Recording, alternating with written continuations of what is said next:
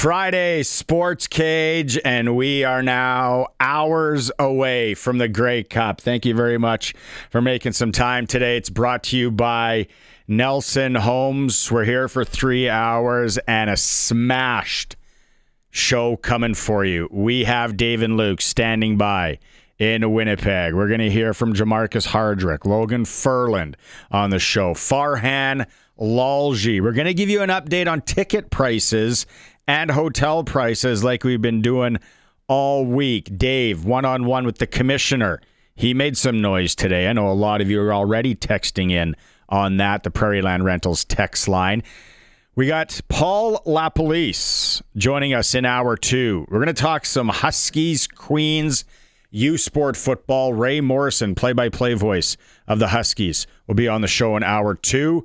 Scott Schultz, we got to bring Schultz in, the old 96er, as we are Friday before a Grey Cup. He's in hour 3. Eric Francis, well, on Wednesday, Eric Francis had us all busting a gut on his Grey Cup story. Is he going to bring the ball? If you were listening on Wednesday, and if you haven't, go and listen to it right now. Unbelievable story. So funny. Will Eric bring the ball? 5:30 around is when he's going to join us. And we'll hear from Tavon Campbell if there's time later in the show. Again, like I said, brought to you by Nelson Homes. All of our guests are going to be on the Western Pizza guest hotline. Pre-orders are coming in fast and furious, Spiro said. If you're thinking about something for the game on Sunday, you're having a party, call Western Pizza, your local Western Pizza. You can do it online, pre-order. Way easier for everybody involved. And then the text line, 936-6262, Prairie Land Rental, 600 Albert Street in Regina. You get to deal with the owner, whatever that project is that you need a rental piece for, whether it's a power tool, a heater, and then, of course, the Husqvarna snow thrower dealer, 600 Albert Street, Prairie Land Rentals, 936-6262. What are you thinking today? Is it Andre Proulx as the ref? Stuart Johnston remarks, I know a lot of you are still worried. We're still worried.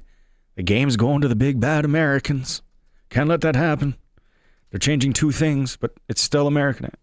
Stu kind of put us in our place. Another thing, too, I want to talk about, and I want you to chime in, but my co-host, it's been a while since this guy's been on the show and co-hosting. Massive Rider fan. I don't know how many Grey Cups has he been to. We'll ask him right now. DA, back in the co-host chair. Colson's here as well, but DA, how many Grey Cups have you been to? Geez, putting me on the spot here. So 100th, the 95 one was my first one. 100th in Toronto, which was fun. Was that the one I was at? Yeah. Yeah, that was a good time. So yeah, I haven't counted them up, but it's been a lot, and they're always a fantastic time. Can't wait for 27, obviously, for it to come back to Reggie, and it'll be a lot of fun. Grey Cup moments. All right, people, give them to me. Because I was thinking about this morning when Colson and I were putting together the show.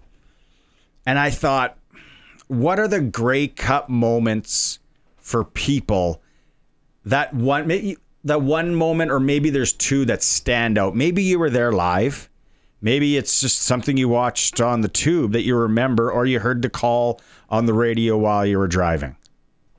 And the only reason I bring that up, because when Tiger Woods came back and won the Masters, this, how many years ago? That's quite a few years ago now, but no one thought he would. I listened to it on the radio, and I remember I was driving back from Brandon.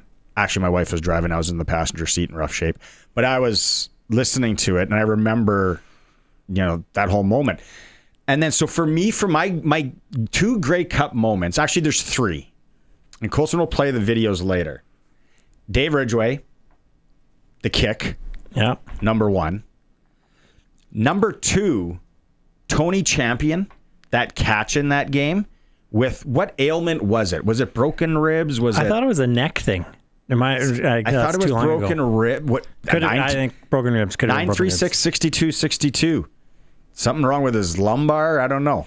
And then the other one that it's really weird. I wasn't at 13, so I know a lot of people are probably going to go to 13. The other one, which is really weird, is Rocket Ishmael running that kickback and almost getting hit with a beer can. The beer can. The John Candy Grey Cup. Yeah. Those are the 3 for me. stand out. Yeah. What about you? For me, 13. So pregame, actually, 13 was nuts. I've never seen that many people in there. The Henry chants, and because it was 2 degrees above and it had been minus 40 the rest of the week, just chills. But then the moment in that game, obviously, was the fumble by Daren that Sheets plucks out of the air. And he just it gave the whole stadium, it felt like this, oh my gosh, we're going to win this thing, like that early in the game. So I remember that. For non-Ryder Grey Cups, because it was in our barn here, the kick by Toronto to come back on Winnipeg and win it in our barn in 22.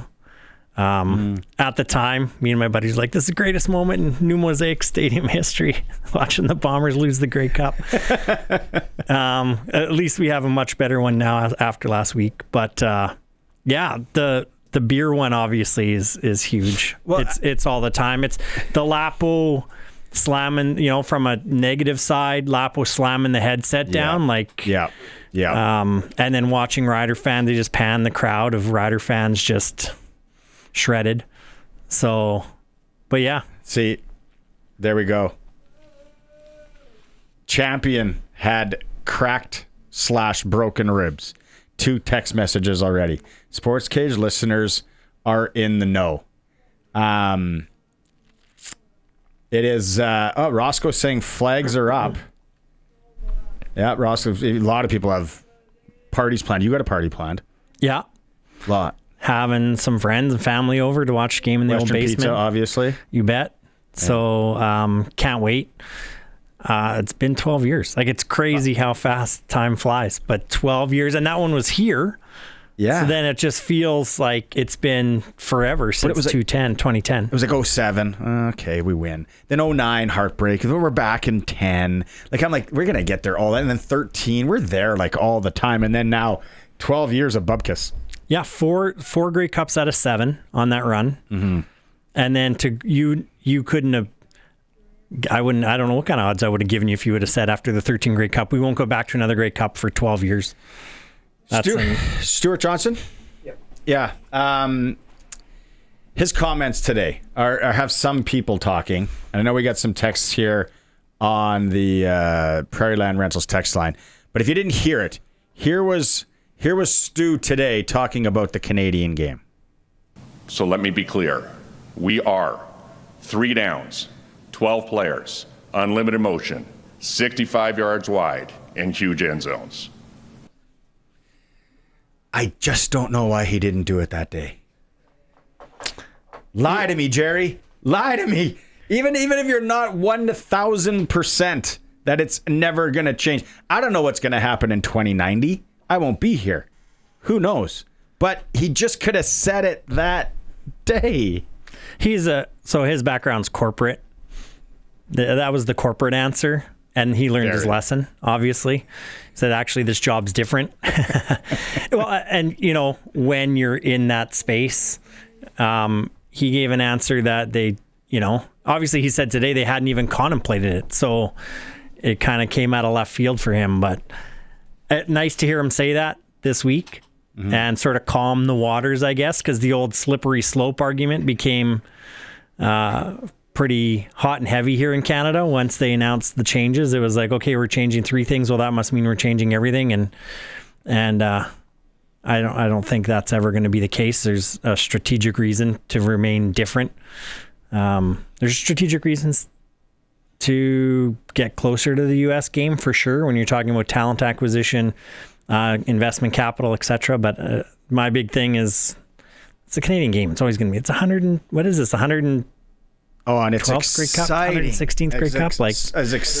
So exciting as it is. They're not changing. Exciting. I'm glad the one thing that he said in this one was unlimited motion, right? Because it's kind of something that gets overlooked a lot, and it's like, well, I don't really get it. I don't, if you don't coach it maybe as much, but I love that he pointed out that.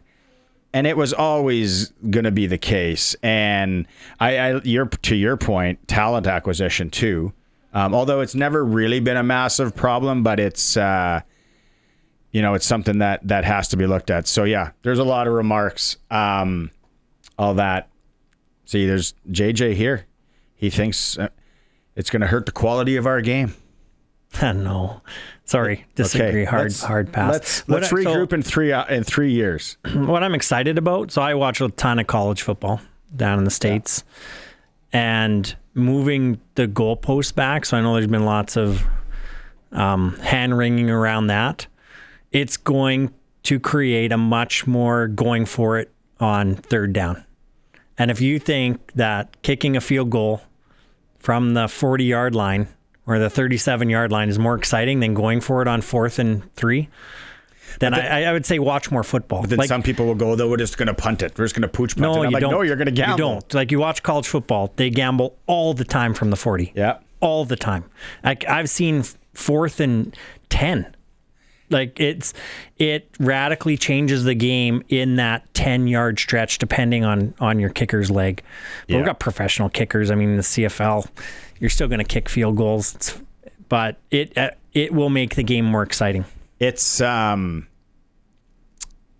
punting thing, the gambling. I feel just sort of the gambling thing is become the new trend in football, and it's probably run by analytics somewhere, and it's all football. It's a lot like hockey, where it used to be you can never pass the puck up the middle. Like, you cannot go up the middle in your own zone. Now guys will break out. They'll throw it right in front of their goalie to a defenseman. Like, if you would have told somebody that in 15 years ago or 20 years ago, their head would have exploded. A coach. Oh, exactly. Like, the game's changed. To me, we want more third down gambles. Big part of football in general, big part of the CFL. And for me, that's going to radically change how much we go for it on just over half field, so just over the 50-yard line. You're going to see way more going for it, right? Because then, again, on the flip side, if you don't get it, that you're not automatic field goal. Like, the thing about the CFL is that there's so many auto field goals. Like, even the silly, I'll call it silly, giving up safeties instead of punting it. Well, we're punting it from the end zone. We better give up a safety, because if we just punt it, it's an automatic field goal because the posts are right there.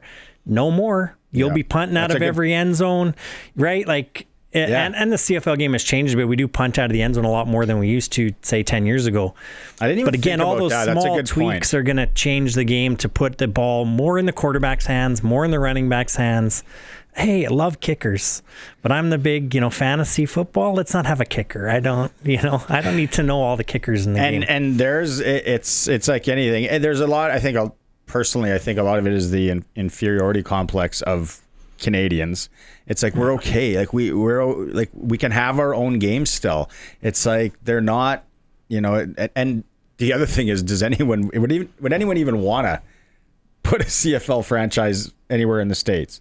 Like, they're trying these other leagues now, and they keep failing. It's like, NFL and college football is king. And I think they're learning their lesson in a lot of these markets, that a secondary league just doesn't work. And there's a lot of people that watch the Canadian game down there on CBS Sports and all that, and they love it, and it's different and it's cool. I think, it'd be like watching a different golf league or watching a different basketball league. And my thing is it entertaining? High school football is so entertaining. U Sports football is so entertaining. If I'm entertained, that's what matters. So, we'll get to more of that in a bit here. But do you want to break, Holster, or do you want to go straight to the fellas? We got a break. Okay, quick break here, and then we're going to be joined by Luke and Dave from Winnipeg. It's a SportsCage on the home of the Riders, 620 CKRM. Welcome back. It's for Nelson Homes on Friday, supplying home packages and RTMs for over 65 years. Western Pizza, like I said, get it in you on Sunday. Pre-order is preferred at all of them. Let's go to the Western Pizza Guest Hotline. Joining us from Winnipeg, first hit of the day, Dave and Luke at RiderVille. Oh, yeah, absolutely. It's not Luke and I playing our music that loud. No, we're at RiderVille, man. Suit jacket guy in RiderVille. Come on, Davey. Hey, when you're a pro, you got to go. And I'm going to tell you, man, today has been an absolutely eye-opening day with everything that went down off the field. So a professional attitude is required, I think. All right. I'm 3 beers in. I don't know what Dave's Yeah, talking that's what I'm talking about. That's what I'm talking about. That's my kind of guy right there. Take us through the day, Dave. All right. Well, today the two big events were the State of the League address from the commissioner, and we're going to hear he took some time and had a conversation with me, and I heard you alluding to the fact that he says he made a mistake. He was not clear enough in defining what the changes would and would not entail. So that was a bit of an eye-opener. But the other one that kind of flew under the radar, he addresses the youth sports fields. He addresses what it's going to look like as far as how the rules will be implemented. He addresses all of that. But the thing that flew under the radar, Major League Baseball right now has got a problem, right? The Cleveland Guardians, 2 pitchers have been allegedly involved in gambling. Bunch of cheaters. Well, the commissioner said that they actually have protocols in place in the Canadian Football League where they investigate circumstances where something like that may come to light. There were 5 games this season that were triggered by that. So the league investigated them all. Fortunately enough, there was no wrongdoing that was found. So that was kind of interesting that, oh my gosh, the league does have checks and balances on this one. And so we'll hear more from the commissioner on that. And the other one, Luke, that I'll get your opinion on, the CFLPA held their State of the Union address today. And number one, they talked about the rule changes, and they didn't come out for or against the rule changes. They came out against anti-consultation, if you will. They weren't consulted when it comes to the rules. So they were wanting that to go forward.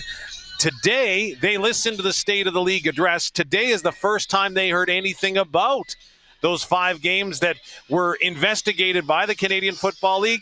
That's not the only thing. It's also they didn't know about that protocol being in place. So obviously a bit of a disconnect when it comes to communication there. They talked about how there is an opt-out clause, but the biggest thing that the union is concerned about is some circumvention, if you will, of the salary cap, and that teams were reluctant to put players on the 6-game injured list this year, instead putting them on the 1-game list so that the salary would still count against the cap, which went up right before camp after everyone had signed. So I don't know if that's the norm, Luke, or not, but obviously they're advocating for the players and making sure that the league is a good place. Well, you know, I mean, when you look at the Canadian Football League, you think about interoperability, right?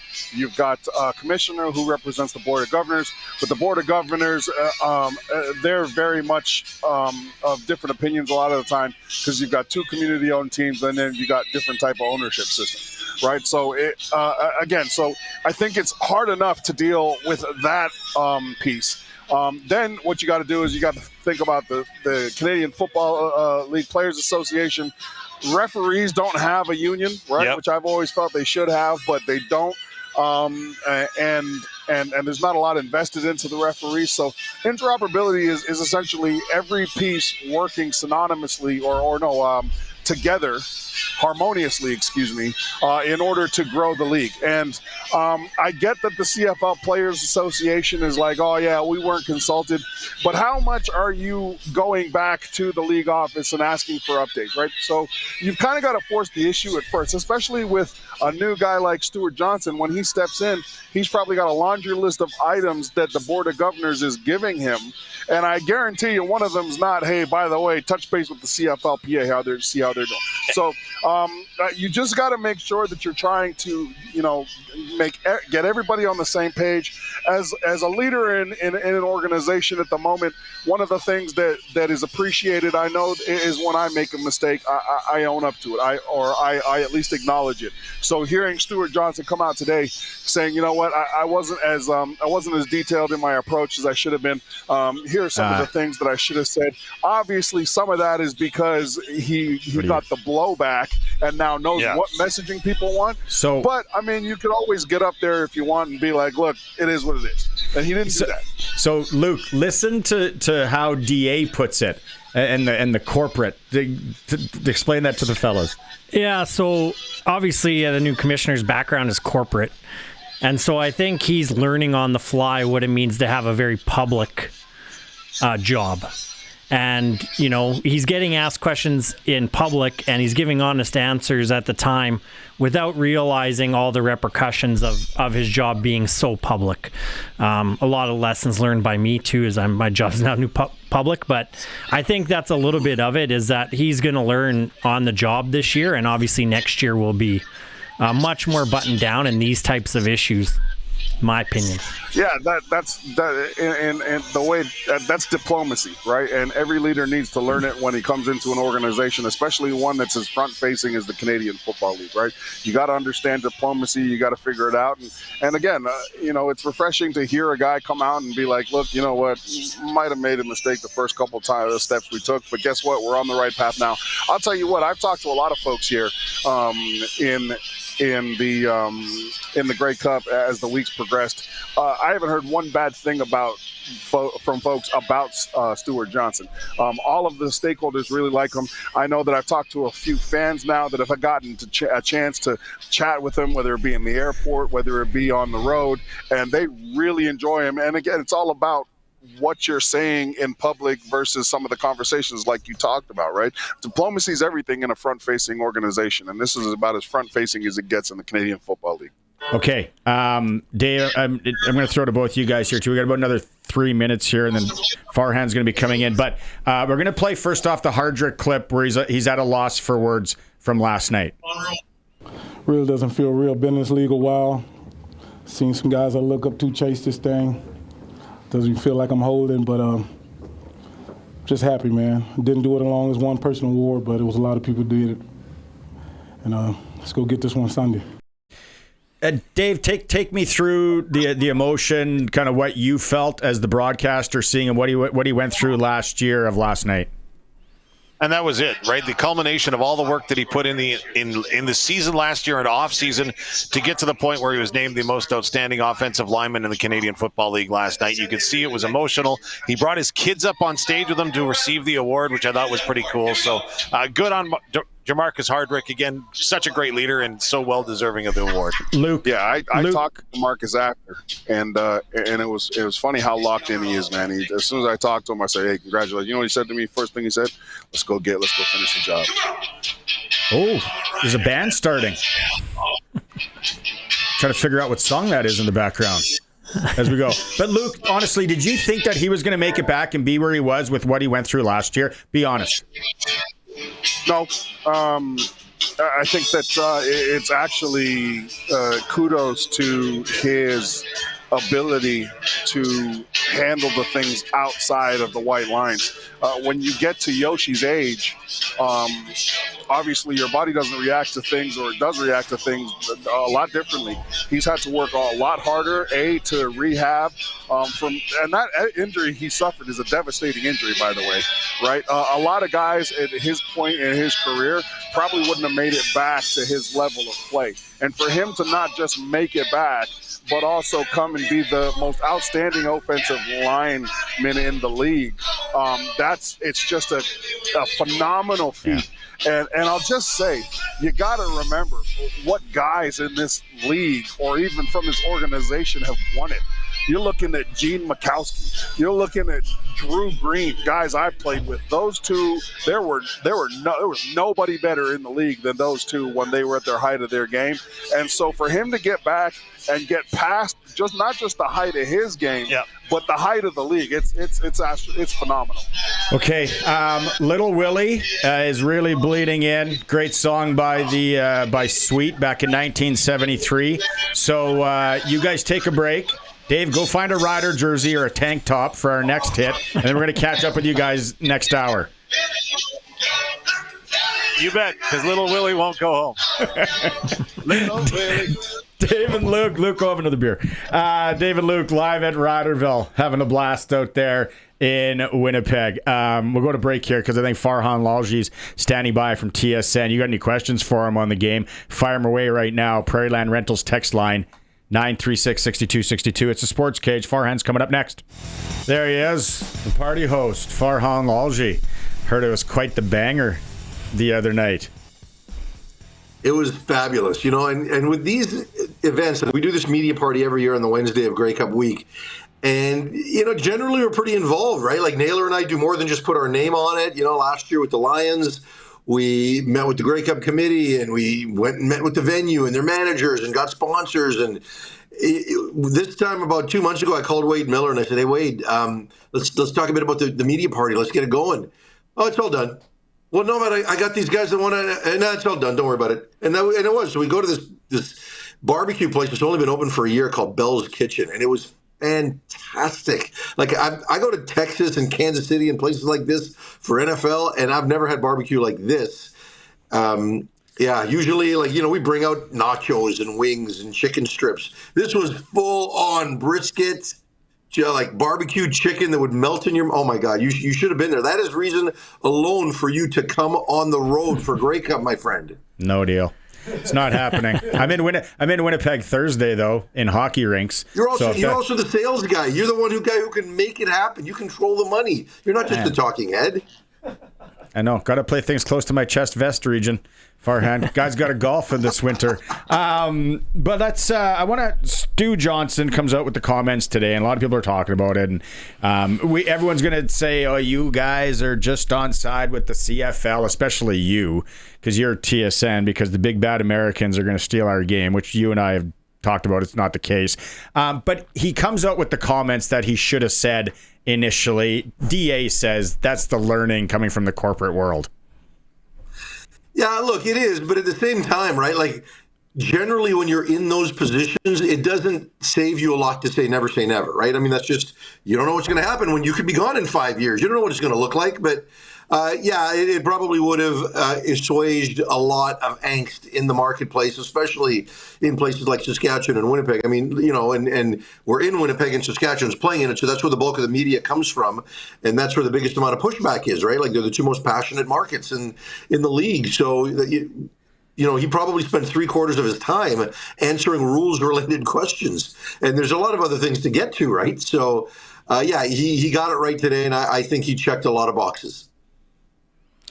Yeah, and I guess, what was the mood in the room today? What was, was there a lot of anxiety or sort of were the fans in there kind of anxious, or was it a jovial mood? It's the Grey Cup. Fans. Well, there's no okay, sorry. No, usually what happens is you have two separate events for the commissioner, right? Like, you'll have your media event, and then you'll have a separate fan event. And they didn't do the fan event. Now, I do know that there is an appearance that Stu's making at a restaurant at some point this week, but it's not necessarily being presented as the commissioner's state of the league to the fans. And I'll be honest with you, like, some people will say, oh, well, he's chicken, he should be man enough and take it. No. Right? Like, there's nothing good can come of that, given the angst that's around it, in my opinion. So if I were advising him, which I'm not, I would have said to avoid it, because, you just never know when someone gets a little out of control and does something they shouldn't have, and then that becomes viral. Like, you don't want that image. And, this thing is a hot button topic. So the fact that he didn't have a massive fan event, I think, was smart. Awards last night, what jumps out at you there? Not really any surprises. I think I picked Devin Varasek as my top rookie. So I was surprised that Trey Vavel got both the rookie and the special teams award. I did pick him as my top special teams guy, but all the others kind of went according to plan. I know that Bo Levi Mitchell kind of shakes his head a bit as much as he respects Nathan Rourke. But, at the end of the day, when you look at the numbers and you add the running numbers to the passing numbers, all of which count, Nathan Rourke was clearly the most valuable player, the most outstanding player in this league. There really is no doubt about it, right? And if you're going to win the MOP, you're going to win the MOC. Matthew Betts, I thought was worthy, but, it really was a tale of two seasons for Betts and Julian Hauser on the other side for that award. I don't know that there was anyone else who had a really, really compelling case, like, let's say, Roland Milligan did a year ago. So, that part of it made sense, but Nathan's going to be the face of this league for a long, long time, and, it was the right selection to make, and, we'll see if he ever winds up getting into this big game at some point down the road. Okay, here's a question. After, let's say, 12 games, Davis Alexander, who's better, him or Nathan Rourke after 12 games? Well, like, for me, I've said this, the only player close to Nathan Rourke in terms of talent, ability, all of it in this league is Davis Alexander. Like, they're two at a different level in my mind. So, 12 games wasn't going to get it done for Davis this year, given Nathan's numbers, close to 6,000 yards of offense, 41 touchdowns combined.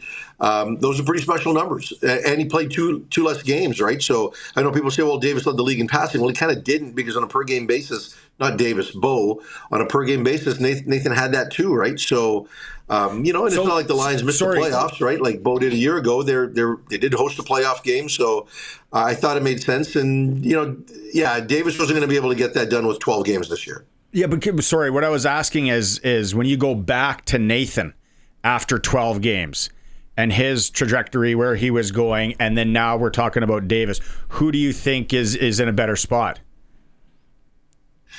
You mean you talk about in the future, like next year and beyond? Like, remember Nathan after 12 games? We were hyping him. It was great. He was great. He had some losses under his belt. I don't think there was this much hype around Nathan as there is Davis. Maybe. I mean, at that point, 12 games into it, Davis was hurt at that point, right? I mean, he missed about half the season. But early in the year, right, like before he got hurt, this was Davis Alexander's award to lose, right? I mean, like the Owls were two different teams with and without Davis, and his numbers were outstanding. We know his win-loss record, right? Like he's never lost a game. We all know the history and the math around that. So, you keep anything like that up, the wins and losses at some point are going to outweigh the statistics. And Davis Alexander had both of those through the first, 6 or 7 weeks of the season before he got hurt. So it was there for him, and it will be again, right? I mean, it's going to be fun. The fact that these two quarterbacks are young, they're still in their 20s, it's going to be fun watching these guys. And for me, I know people in Sask will say, oh, well, you're a homer, this and that. Like, I want Trevor Harris to win this Grey Cup. Right? Like, I got a lot of time for Trevor Harris. He is a good dude. He's playing football at a very high level at an advanced age, and I don't want Trevor Harris to be the best to never win one. But there was a part of me that thought Nathan and Davis in the big game, knowing they're going to run this league for a while, as the top two quarterbacks, that would have been a cool storyline and a cool matchup as well. But, I've gone back and forth in my picks. Go ahead. Maybe I'll pose it like this. 2021, Nathan Rourke, is he better than 2025 Davis Alexander? Well, 2022 Nathan Rourke, prior to the injury, yes. Okay. Yeah, he was better. Right? Okay. Like, I mean, that, and I think his season right now is very close to what he did in 2022. So, yeah, I mean, he processes the game so well. They both have tremendous arm talent. They both have, they're great with their legs, and they both have charisma and the ability to lead, right? Nathan didn't have that in 2022. He does now. So I think we're splitting hairs on him, but I would probably give Nathan the edge, based on all of that. Okay. So, obviously you mentioned it would have been intriguing to have both Nathan and Davis in the game. With them both in the Grey Cup City, though, are you seeing that they're becoming the face of the league? Is there, the fan desire to see them, media requests, etc.? Is that sort of turning, or is it, back to the stalwarts and who's in the game? Like, are you seeing that change? It's kind of, for a guy like me who's been a fan for a long time, it was almost worrisome for a point where who's going to be the next stable of quarterbacks, and now all of a sudden it seems like we have these two guys.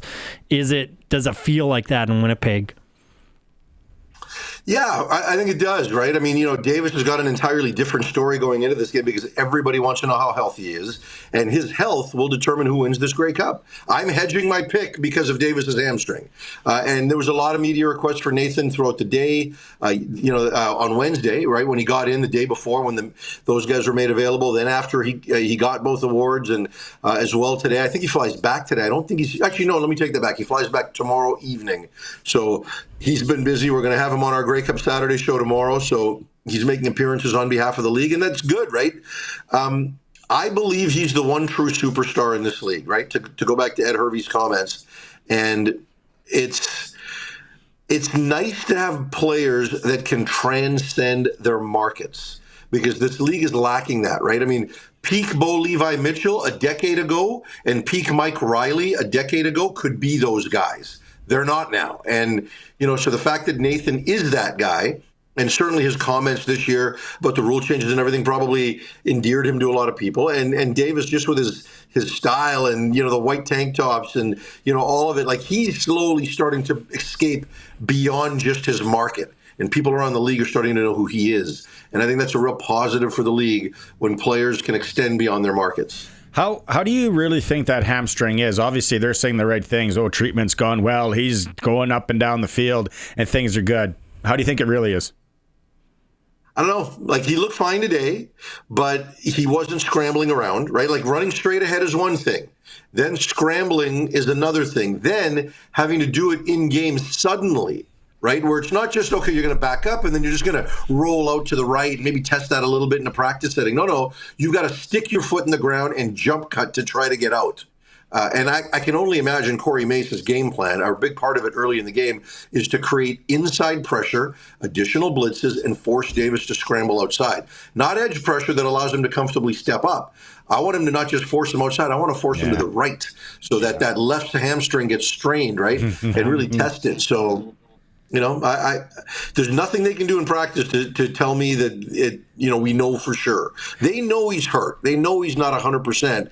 But can he be close enough for 60 minutes? I have my doubts. I talked to a guy this morning. I said, you got to make a move. And you got to make a move out. So, yeah, and then you got to see if he can. So if it is hampering him and he's not able to do the scrabbling, it's such a big part of his game. Now all of a sudden, can he beat you from the pocket? Like, is he the guy who can sit back there and beat you from the pocket for a full game? And if that part of his game is hampered at all, it'll be a very interesting thing to watch for the first quarter for sure. Well, like, look, make no mistake, Davis Alexander has arm talent, right? Like, he doesn't just have to play like a man possessed and scramble around and do all of that. He's got arm talent. But, you know, if you're going to keep him in the pocket the whole time, he's got to get through multiple progressions. Can he do that? Or, you know, will Jason Moss kind of revert back to a bit of a Cody Fajardo offense where it's just like all screens and everything within 5 yards of the line of scrimmage and just get the ball out of his hands really, really quickly so that those blitzes and those early attempts by Saskatchewan to make him run aren't a factor. So I don't know yet whether or not he can get through 4 progressions like a Nathan Rourke can. I'm not saying he can't. I just haven't seen it as much because he's not needed it. Well, you know, if depending on how Saskatchewan plays, they're going to want to find that out as well. But this guy's got the arm to make every throw from the pocket. He just doesn't have to play off platform. All right, Coach, I need your coaching hat on here. You're with Noel Thorpe. You guys are talking things over. What are you playing? More man, more zone? How much are you mixing it up? You have to mix it up because Trevor Harris has seen all of it, right? And he knows what the base core and structure of Noel Thorpe's defense is. Like, he knows where to go with the football. And the fact that he gets the ball out of his hands so quickly makes him really difficult to blitz effectively. So you're going to drop out a lot. But you've got to drop, like, number one, on first down, you've got to keep guys in because you got to deal with AJ Ouellette. But then after that, you've just got to give him different zone looks, knowing that it's not going to be a heavy dose of blitz because you won't get to him anyway. But, you know, find 3 or 4 different coverages, show this, get into that, and just try to change the picture because there isn't much that Trevor Harris hasn't seen yet. You know, quick question on Trevor Harris, too. I felt last week in the first half, he really was staring down his first read, which isn't him. Yeah. You know, and I'm going to chalk that up to just the pressure of the moment. Are you feeling, you know, a little bit of relief now that he's there and more focus after getting through the West Final? Or, you know, should we be looking at someone who's maybe going to squeeze the ball a little bit, trying to finally get that Grey Cup? Yeah, the one thing with Trevor, I think at this stage of his career, he truly isn't making it about him. Like, he loves this team. He loves this organization. Like, it's real. So while everybody else might want to win it for him, he wants to win it for everybody. So I don't think there's going to be that thing from Trevor where he's trying to make a statement and show that he's going to get his. But I do think, to your point, that getting through the first half of that Western Final, that was a big deal because he was off. Like, he was totally off. And the fact that the Lions had 3 of their 4 drops in the first half and couldn't really take advantage of a struggling Trevor Harris was as big a factor in that game as Corey Mace's decisions and BC not being able to get a first down and all of those kinds of things. So I do think there's a level of relief that he just got through it. But in terms of this game, I think you're going to see the most team-friendly version of a pretty team-friendly guy. Like he will get the ball to the right guys at the right time and give you the best possible opportunity to win this game for Saskatchewan. All right, 30 seconds. We're a Sports Select show here, so it has now Montreal. It was 4 yesterday, -3.5. Is this game going to come down to a field goal? Yes, and I think Saskatchewan's going to win. And look, before the season started, I had Montreal beating Saskatchewan in the Grey Cup. Throughout the playoffs, including last week, I said Montreal, Saskatchewan are going to advance. Montreal's going to win. But now, because of that hamstring, I'm picking Trevor Harris and the Riders. Okay. If I show up tomorrow, I want some of them leftovers from that barbecue. Just keep that in the fridge. Done. Okay. All right. Have a good one. Talk to you next week, Farhan. Thanks, Farhan. See you, boys. Yeah. Farhan Lalji, it's brought to you by the cooperators. They can build a plan that works for you and get financially fit. Invest in your future together. Still more to come. SportsCage. We're on the home of the Riders, 620 CKRM. Some quick hockey in the area tonight. Western Hockey League. Pats host the Medicine Hat Tigers. You can hear that game here on 620 CKRM. Saskatchewan Junior League. Weyburn welcomes Warman. Melfort's in Nipawin. Humboldt's in Flin Flon. And Kindersley plays host to Estevan. Prairie Junior League. Regina Silver Foxes welcoming Assiniboia. Female U18 AAA Stars of Saskatoon in Notre Dame. National Hockey League. Vancouver's at Carolina. And then the SportsCage.com poll today. Do you think the CFL will ever move away from 3 downs? Go and vote at SportsCage.com. Here's the interview. Dave and the commissioners. We go to break. We're coming back with Dave and Luke. Lapo after news. Commissioner Stuart Johnston, tell me about the new rules and the reception and maybe the perception that they're Americanizing the Canadian Football League game. I've been thrilled with the positive feedback from fans and media, partners, players, coaches, who have said that they are excited about the changes and how they will showcase our great Canadian game. However, there is one thing I want to clarify. When we announced those rule changes, I did not do enough to emphasize something very important: our unwavering commitment to the Canadian game. So let me be clear.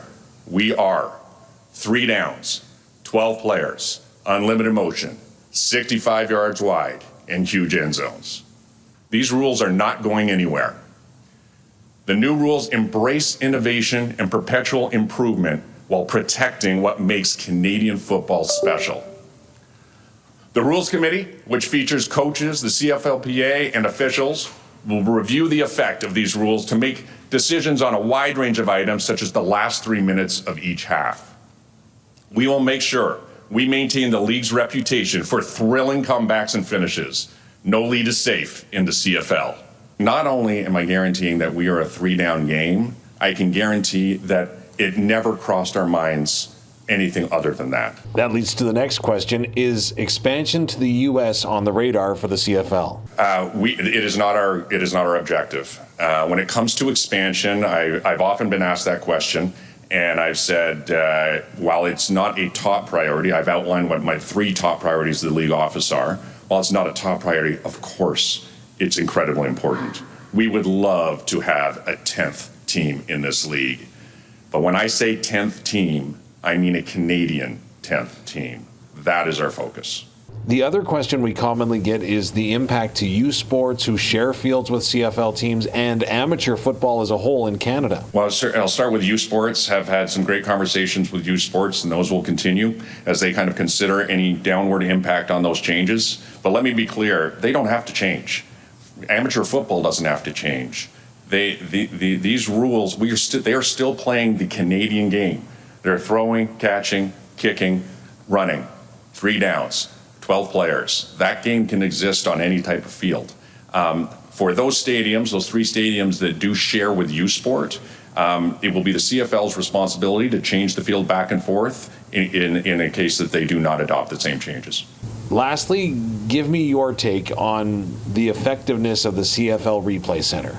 I'm going to start by saying I believe we have world-class referees. And part of what I've really enjoyed learning is dealing with football operations, dealing with our crew of referees. I watch them week in, week out do one of the hardest jobs I can imagine, and they do it exceptionally well. And we have very strict review of every play in every game, and it is impressive how effective they are. The Replay Center is trying to support those incredible referees with anything that might be clear and obvious that might be missed. I sat and watched a full game in the Replay Center just to get a sense of what that was like. I was incredibly impressed with the communication that happens from that crew down to the field. And just by the way, I did not say a single word while I was at the back bench. I had no influence. I was just observing. Really impressive how they play, how they work together, I should say. Now, having said that, you're 100% right. Game flow is critically important. I think every league in the world of similar nature, not just football, is trying to simplify that type of process. And I know at the winter meetings in January, we will go over how do we keep the excellence of what we do, but simplify the process and move that game flow faster. Welcome back to the Sports Cage on this Friday for Nelson Homes. Nelson Homes been supplying home packages and RTMs for a long time, over 65 years. DA's with me, co-host today. Colson's got everything on the board. We're going to go back out to Winnipeg in moments to RiderVille. Party animals, Dave and Luke, are standing by. I've been doing this all week, DA. I'm using the same aftermarket ticket site that I always use. Yeah. I shouldn't say I always use, that I've used. And the price of tickets. So it started on Tuesday. Upper deck seats were $210. Then on Wednesday, they went to $220. Then yesterday, it went to $195. Today, as we are now, 48 hours away, where do you think at upper deck, 2 upper deck seats are? If yesterday was $195, where do you think they are today? I'm going to say $190. I think they're going to just slowly come down from now till game day. $169. $169. Wow. I predict by kickoff, you're going to be able to get into this bad boy for a decent price. So if lots of people out there are still thinking about going, I've looked at hotels are staying. The ones that I'm looking at have stayed the same for Friday, Saturday, Sunday. A little over $1,000 for all 3 nights if you want to stay in and around Winnipeg. I talked to a guy today, and he said we're staying out in Portage, an hour away. Wow. To each their own. For me, in my 40s, I'm staying in Winnipeg. Yeah, save a couple $100 on it. Yeah, but when you're younger, it's like, yeah, you do crazy stuff. Let's stay in Winkler. Yeah. Let's stay in Altona. Yeah, let's rent a barn. It's 3 a.m. and you're like downtown Winnipeg going, how am I getting home? Yeah, isn't it part of the experience? Like it's experience. You and I are experience fund. What's the experience budget for the year? Right. And but hey, to each their own. There's some decent hotels, and I don't think they're that bad of a price for the Grey Cup. Maybe those will go down too by tomorrow if you're thinking about going. Some people have texted in, they're still thinking of going. Some people are saying they just pulled the trigger and they're driving. So yeah, I think for me, like trying to get into the as I've looked for festival tickets earlier this week. That's where my thing was. Can I get into the festival? Yeah. Because it's been sold out forever. And that's, obviously a massive part of Grey Cup. Yeah. You got to know the right people. And in this situation, I do not know the right people. I'm finding out. So whatever. It is. Yeah, I'm fine. Western Pizza on Sunday and watch it on the tube. Let's go back out on the Western Pizza guest hotline where they're advising you to pre-order for Sunday because it is going to be busy. Dave Thomas and Luke Mullender are standing by at RiderVille. Inside, there they are. The fellas, Luke's doing what a guy should be doing at RiderVille. Atta baby, right there. No, Dave, it's okay. You just take care of him. Please take care of him. What do you mean? This is not my first rodeo, brother. This is not my first rodeo. It might be your last. You forget, man. I hosted the Grey Cup we hosted RiderVille. I emceed RiderVille in the Grey Cup in 2013, 14, and 15. 2013 being one of the best. But I'm excited about this weekend. So don't worry, man. It's not my first rodeo. Hey, Luke, I was on MTV Spring Break in Lake Havasu, and I was 19 too, but I wouldn't be doing it at this age. I tell you that much right now. We've all done things when we were younger, but now it's like you just do it. Hey, Hey, Barney, you ever seen the movie Troy? No. You seen that movie? No. Oh, well, one of the kids is like, hey, man, that guy's the biggest guy I've ever seen in my life. And you know what Achilles looks at? I'm going to do that to you, too. He looks at him, he goes, that's why nobody will remember your name. You got to be able to do it at any age, brother. No. So now that you're at the festival, quick questions. I had a buddy checking. We were talking about Grey Cup moments. Saturday night, 2013. So the night before the game, DD coming out on stage. Something I'll never forget. Unbelievable. Man. You know, talking about the festival. Obviously, there's lots of great memories or not so remembered memories of those nights. But as someone who's hosted, like you said, do you have a lot of fond memories of the festival? Well, that Daren Durant thing, it was funny how that came together. I texted him. I was like, look, I'm hosting RiderVille. While I got this platform, I want you to see the love these guys got for you, man, because it was towards the end of the week, and so I called. And he's like, man, let's make it happen. And I don't think he knew what I meant. So I called his buddy Jeff Armstead. Shout out Team Dine. So Jeff Armstead and we arranged it. I talked with the security and everything. So we arranged it so that Jeff would be able to where RiderVille was happening in the soccerplex. We the VIP and all that stuff was right at the back, right, and it was roped off. So Jeff was able to just drive up to the door. We opened the door and we took Durant out of the car. And then the guys from F Troop, shout out to F Troop, they watched the car while it was parked outside the building. Oh, geez. So doubles could come in and we were like, hey man, look, we're gonna introduce you, but I mean, you remember, you talk about it, right? Remember we acted like we didn't know what was happening. We acted like there was a technical difficulty and stuff. And man, when we were like, oh, well, I guess, because Dave, so what happened, Dave, was we were like, oh man, we got this great special guest for you. We took this interview. Here it is. And the guys were, they didn't know what was wrong. Yeah. Like, what are you talking about? We don't have any film. And we were like, oh, well, I guess we got to do this in person. And when we brought doubles out, when we introduced doubles, the building erupted. Yeah, it erupted. Exploded. And it was awesome. It exploded, brother. You're right, man. And it was funny because I was out, the people that I had seen, it was 9:30. The people I had seen that evening, they were like, anybody who said, oh yeah, we're about to head over there, I'm like, no, you don't want to do that. And they were like, well, what do you mean? I was like, you probably want to stay here till about 9:30, 10 o'clock. And they're like, no, we got to. I'm like, all right, go if you want to. Yeah. You know what I mean? You're going to, fair warning. That was probably one of the more memorable moments, man. But it was because it was one of those moments where doubles got to see how much people loved him, man, and the team. You know what I mean? And it meant a lot. And me and Lance wanted him to see that because I'm not sure if you guys know this, but when doubles was on the road, when doubles he was locked in, right? He was watching film in the hotel room. He wasn't out and about like we were. You know what I mean? So because he was starting quarterback, he was the face of the franchise. So for him to be able to see that and how much people love him, that was awesome. And then basically as soon as he came off stage, guys, we whisked him away. Jeff's little compact BMW was waiting outside the door. He jumped in and they were out of there. That's fantastic. I didn't know the backstory. That's fantastic. What is RiderVille? Paint the picture for us, or turn the camera around. I don't know if someone's watching the stream. What are we, just in a big box, like a big convention center? What is it? Hockey rink? Well, no, it's a big convention center, so all of the team parties are here. This is a big room.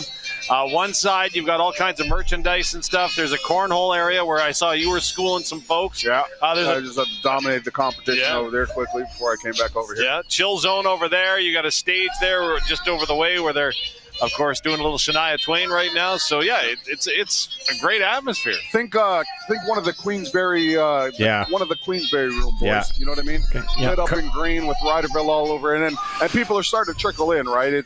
This place is going to be bumping around 7 o'clock. What do we got? A carpet? We got a little dance floor? What do we got there?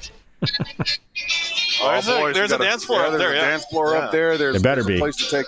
If you want a picture with Dave Thomas, you better get down to RiderVille right now because there's a picture area as well. Luke Mullins is the one, but yeah. There we go. Let's get Luke. You got to get a picture when he lets his hair down tonight. That's what I want to see. And then can you go request some Stevie Nicks from this lady that's singing? Dave's version of letting his hair down is going to be taking off this suit coat. He's got 2 top buttons there. That's he can undo one of them. You still won't be showing any chest hair. What are we? Eve, I guess, of the last day. What goes on tomorrow for the players, Luke? Oh man, it's about to get. You know what? So I was saying to Dave yesterday. Last night was the CFL Player Awards.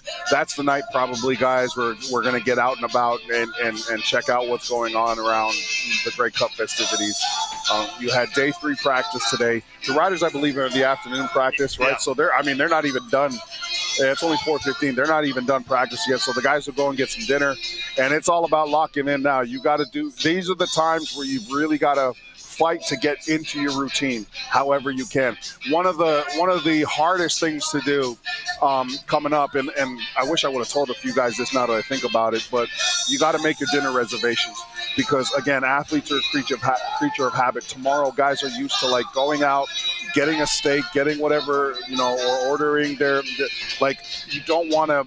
I remember in Edmonton, it started off so bad because everybody was in town and the restaurants were packed, and we were creatures of habit, and we wanted to stay in our routine. So 5:30, we were looking for a place to go. It just so happened Jason Claremont had reserved a table that was massive, but even then we ended up being at dinner for 4 hours. The restaurant took so long and stuff, and it just got us all discombobulated. So right now, these guys got to fight to get back into their day 3 to 4 routine, right? Because you got to lock in, and there's just certain things that you want to be checking off in the back of your mind when it comes to performing at a high level. Barney, every time I talk about knowing your numbers, if you're a 7, you got to figure out a way to get to 7. If you're a 4 out of 10 and you play your best football at being a 4, you have to figure out how to mellow out and get to a 4. Getting to your number and being okay and feeling like you're ready to go, it's about your routine. So guys got to fight these next 2 days, Barney. What if you're a 6'7"?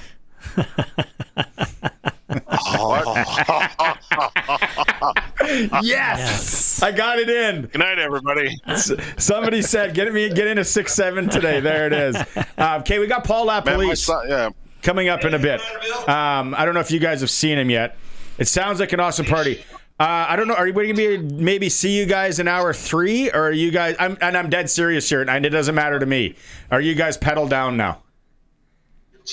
No, we're good. I can go just let us know if you want. Yeah, you tell us what you want to know. Dude, yeah, I got at least 3 more. Get that. 4 hours. Let's get that Shania Twain lady on for hour 3 and find out what else she does for tunes. All right, boys. If you're in town though, Dan Clark's hosting RiderVille, and he's up at 5 o'clock. So, but if you don't have a ticket, you're schlucktrafu, as my Guido would say. If you don't have a ticket, tell him you know Dave Thomas. You're fine. No.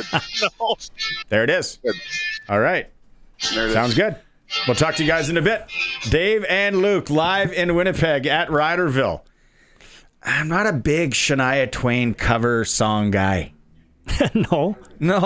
I didn't know that was a guy. You just let me know. I'm just, like I said, it's like cover bands I love. They play the same old. It would be so hard. Maybe it's just because I'm immature, and I've pretty much been my whole life to get dialed in for this game. If you're a player, if you're younger, young player, it would be very hard. Like he said, you're used to it's a long schedule in the CFL. They've had this routine, and you get used to game weekends. This would just set you upside down. And and especially if you've never been there, if you haven't been there for a long time, like it's just. Yep. Let's go to break, and then like I said, when we get back, Paul LaPolice, former CFL coach of Canada's men's flag football team, will join us. It's SportsCage. We are streaming through our YouTube channel at sportscage.com. Welcome back. DA's with me. Colson's on the board. How's this for last minute little giveaway here? Rock and roll music. We were just talking music. 3 Days Grace coming to the Brandt Center Saturday, April 25th. Special guest Finger 11 and Royal Tusk. April 25th. Do you want to go see 3 Days Grace, Finger 11, and Royal Tusk? Right now, we got 2 tickets for you. Colson's got them. 936-6262. You got to call in. Let us know your favorite Grey Cup moment. Tell Colson. Mine is Dave Ridgway, and I think followed by Tony Champion's catch with broken ribs. And then Rocket Ishmael almost getting hit with a beer in Winnipeg as he runs down the field. Wild. Crazy Winnipeg people. Western Pizza, they want you to pre-book for Sunday. Get a wheel. Any of the Greek favorites you love. Let's go out on the Western Pizza guest hotline. Joining us here, last minute addition to the show today, and we appreciate him. Paul LaPolice, former coach of our Saskatchewan Roughriders, coach in the CFL. Lapo, how's Winnipeg treating you this time around? I can tell you what my least favorite Grey Cup memory is, guys. Right? Huh? I was gonna get into that. I was gonna say, how often do you get sick of watching that video of you slamming down your headgear in 2009? You know, I don't watch a lot of SportsCenter, unfortunately, even though I work for TSN. So, they always show those clips. Somebody always sends me a text. I saw you yesterday. They showed that clip, so I always know it's coming. So if I even am watching SportsCenter and those clips are playing, I don't get the clip number 1, right? I move the channel. Yes. As a fan of the CFL, and you go back as long as you want, though, what Grey Cup memory stands out for you? And maybe not a game that you were involved in, but just the history of the league or the league in general. Which one stands out? Well, so I've been in the Grey Cup 07, 09, 011, and then, a good part of TSN for a number of years, 19. I guess what I would say is I just kind of like the atmosphere of the city and people just coming across the country to celebrate Grey Cups. That's what I think is awesome. I just really, going to the awards last night, seeing fans from every team across the league, people who wanted to take pictures, how accessible it is to see some of your heroes. I think that's another outstanding thing. People always talk about this league, but it's true.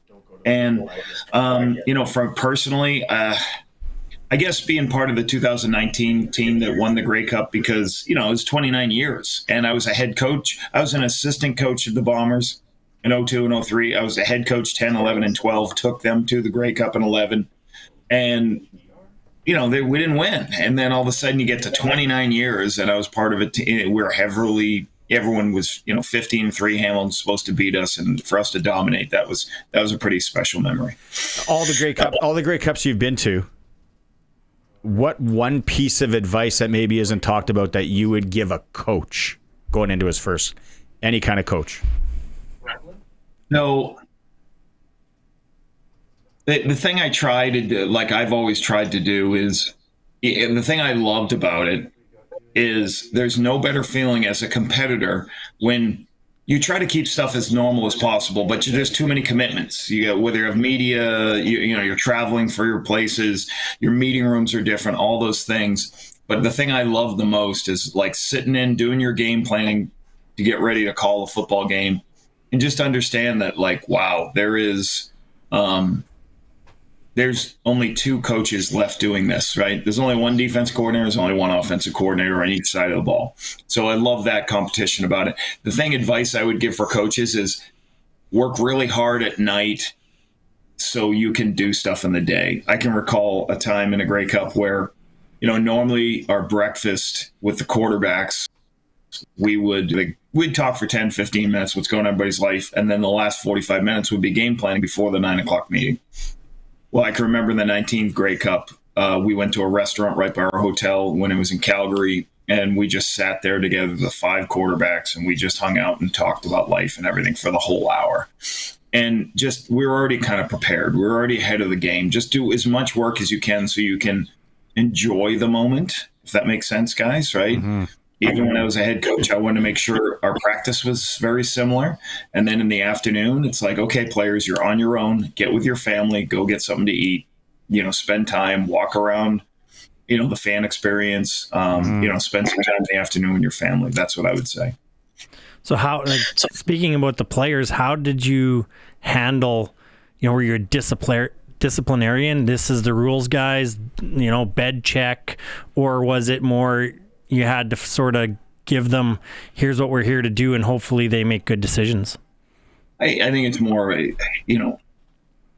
and maybe I don't have a great understanding of it anymore, but I believe, in my experiences being in Grey Cups and everything, that most of the time the players understand the ramifications of what's at stake. So you're always talking to them. You've got plenty of time to celebrate, but the only celebration is win it, guys. So make sure you do everything in power to take care of business. So I certainly wouldn't have been doing a bed check or anything like that, but I was just imparting the knowledge of how important this week is and how important to get your sleep and get prepared and get ready to play a game. What did the analyst in you hear in this game? What's your X factor? Is it Davis Alexander and that hamstring? Yeah, I mean, that's the low hanging fruit. Obviously, what's the biggest story? And I was just doing some news, and the national news is a little different because it's not like a 30-minute show where you can do a coach's playbook. And the biggest thing you're telling people who are tuning into the Grey Cup first time, Montreal has a quarterback who's gone 13-0, but he's got a hamstring, which, we won't know what's going on, or he won't know till he really has to take off and start running. Are they going to call the game differently for him? Are they going to keep him in the pocket more so he doesn't have to use his legs? But is he going to have to scramble at one point? So obviously that's a huge X factor. But the thing I find interesting, we have the top two defenses in the Canadian Football League facing each other. Montreal doesn't give up a lot of explosive plays. Saskatchewan's pretty good at, all the talk about Trevor staying on the field and not doing, he's a short completion ball out of his hand quickly. Second most big plays in the Canadian Football League is the Saskatchewan Roughriders last year with 34. And obviously Dante Myers was spectacular for him. So can Trevor and company move the ball against a talented defense that's going to make you earn every yard? That's kind of what I'm thinking about for Trevor and company. The thing the Riders counter with is, I'm going to do a coach's playbook on it tomorrow, is, they do such a great job. This is a record for history of the Saskatchewan Roughriders organization for stopping the run, 76 yards per game. So Montreal is a team that doesn't really, they're not one of the best running teams in the Canadian Football League, but Stevie Scott's had some really good games the last couple of weeks. So that's going to be a challenge because the Riders are so good at what I call bench pressing guys. So they just take defenders and throw them out of the way and make tackles. We're going to show a bunch of clips of all kinds of great plays by A.J. Allen, Jameer Thurman, and Micah Johnson, just bench pressing guys off and throwing them. So how do you do that, Montreal? Can you try to run the ball to help take it off Davis? And the other thing, Tyler Snead, those guys, they run a lot of short, quick passes. The Riders are going to have to tackle well, and that's a strength of theirs. They run really well, but Montreal will get the ball out of their hand quickly, and they're going to get the ball, to Snead on all these quick, short passes. They've got to be able to tackle and create second and long situations. Okay, we're going to get to flag football right after this one, but if you have one question, maybe you've already asked Coach Mace. What's the one question you'd ask Coach Mace about the West Final? I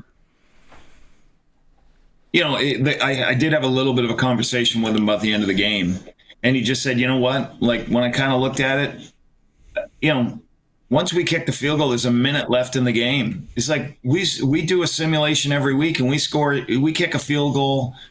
We put ourselves in position to score a touchdown with 25 seconds left in the game.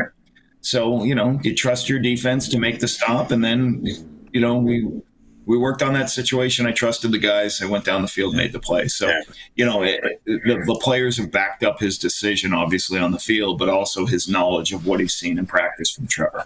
Okay, so we're going to be talking a lot over the next year or so about flag football with you, and I just love it. You know that. The announcement, fitting that it comes out this week, that CFL players are going to be given the chance to play for their countries. Obviously, Canada, we're going to focus on that.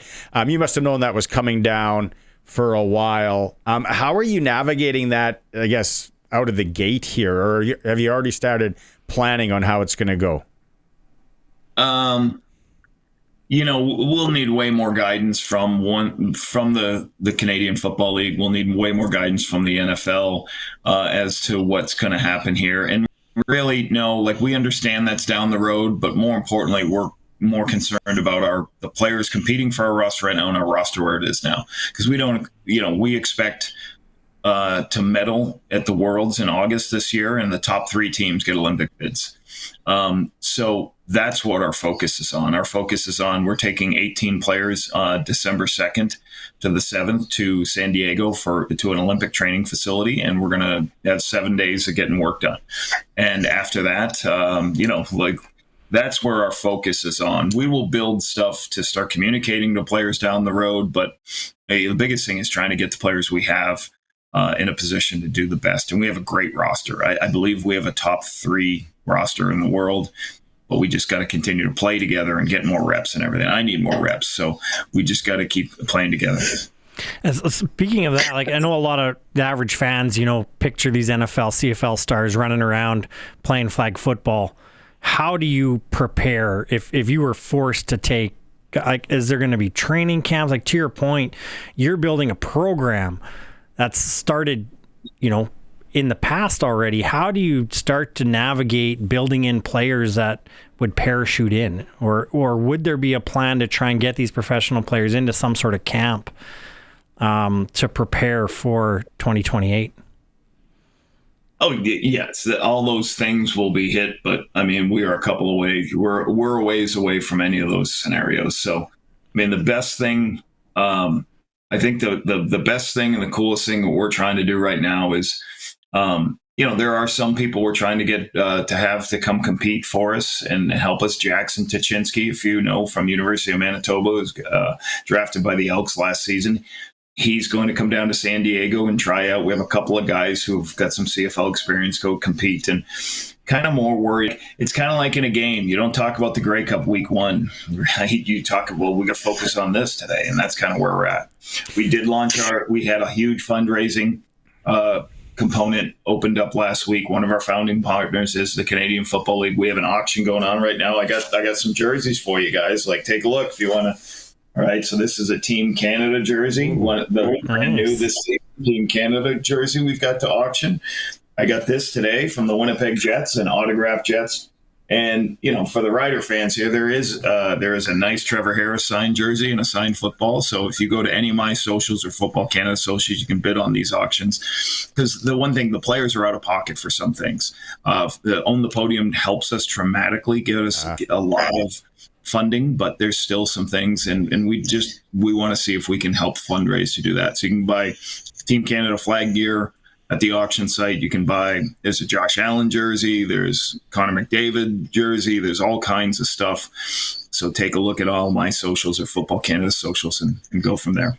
Perfect. We will do that. We'll tweet it out. And then, hey, when we start doing play-by-play of the games and we can sell advertising, that goes straight to the players. So, hey, my real job's in sales, right? So, yeah, there's lots of things we can talk about, Paul. Let's be creative here. I'm already talking to all the presidents. Hey, we bring our team out. We'll play at halftime of a Rider game. All right, trying to get Craig Reynolds. Get our team out there at halftime. Get Wade Miller at a Bomber game. Try to get all the guys out here. So, tournament. Okay, guys, enjoy the weekend. Right on. See you, Paul. Paul, is joining us here, former coach of our Saskatchewan Rough Riders and now head coach of Canada's national flag team. You and I were talking earlier before, and it rightly so. A lot of people don't really know the flag football game, and they kind of go, flag football. It's just like when Eric Francis was, playing. We talked about Wednesday. It's such a wild game, and it's so different. Well, right, and I think when this came out, and there's, I'm guilty of it. You start picturing all of these superstars out there playing flag football at like a pickup game. This is the Olympics. It's not going to be a pickup team. Yeah. So, Very interesting stuff. All right, we're going to come back. We're going to talk about the Mitchell Bowl, Huskies and Queens in moments. It is a Sports Cage on the home of football in Saskatchewan, 620 CKRM. Clutch Performer, if you're watching the stream, Colson's going to throw it up. Stuart Johnston are arriving at the press conference today in a military vehicle. I don't know if you call that a tank, but it's pretty intense. And the way a lot of people that don't like him because of his changes, kind of fitting. My other Clutch Performer is Luke Mullender, already at RiderVille dieseling beers. That's how it should be. Attaboy, Luke. Clutch Performers for Nick Service in Emerald Park, your local Massey Ferguson, Challenger, Rogator, Gleaner, and Fenty. Let's go back out on the Western Pizza guest hotline here quickly, and we're joined by voice of the U of S Huskies, Pattison Media, and Husky Fans app, Wray Morrison. Ray, nice to see you again. Another exciting weekend at Griffith Stadium. It's old hat for you at this point.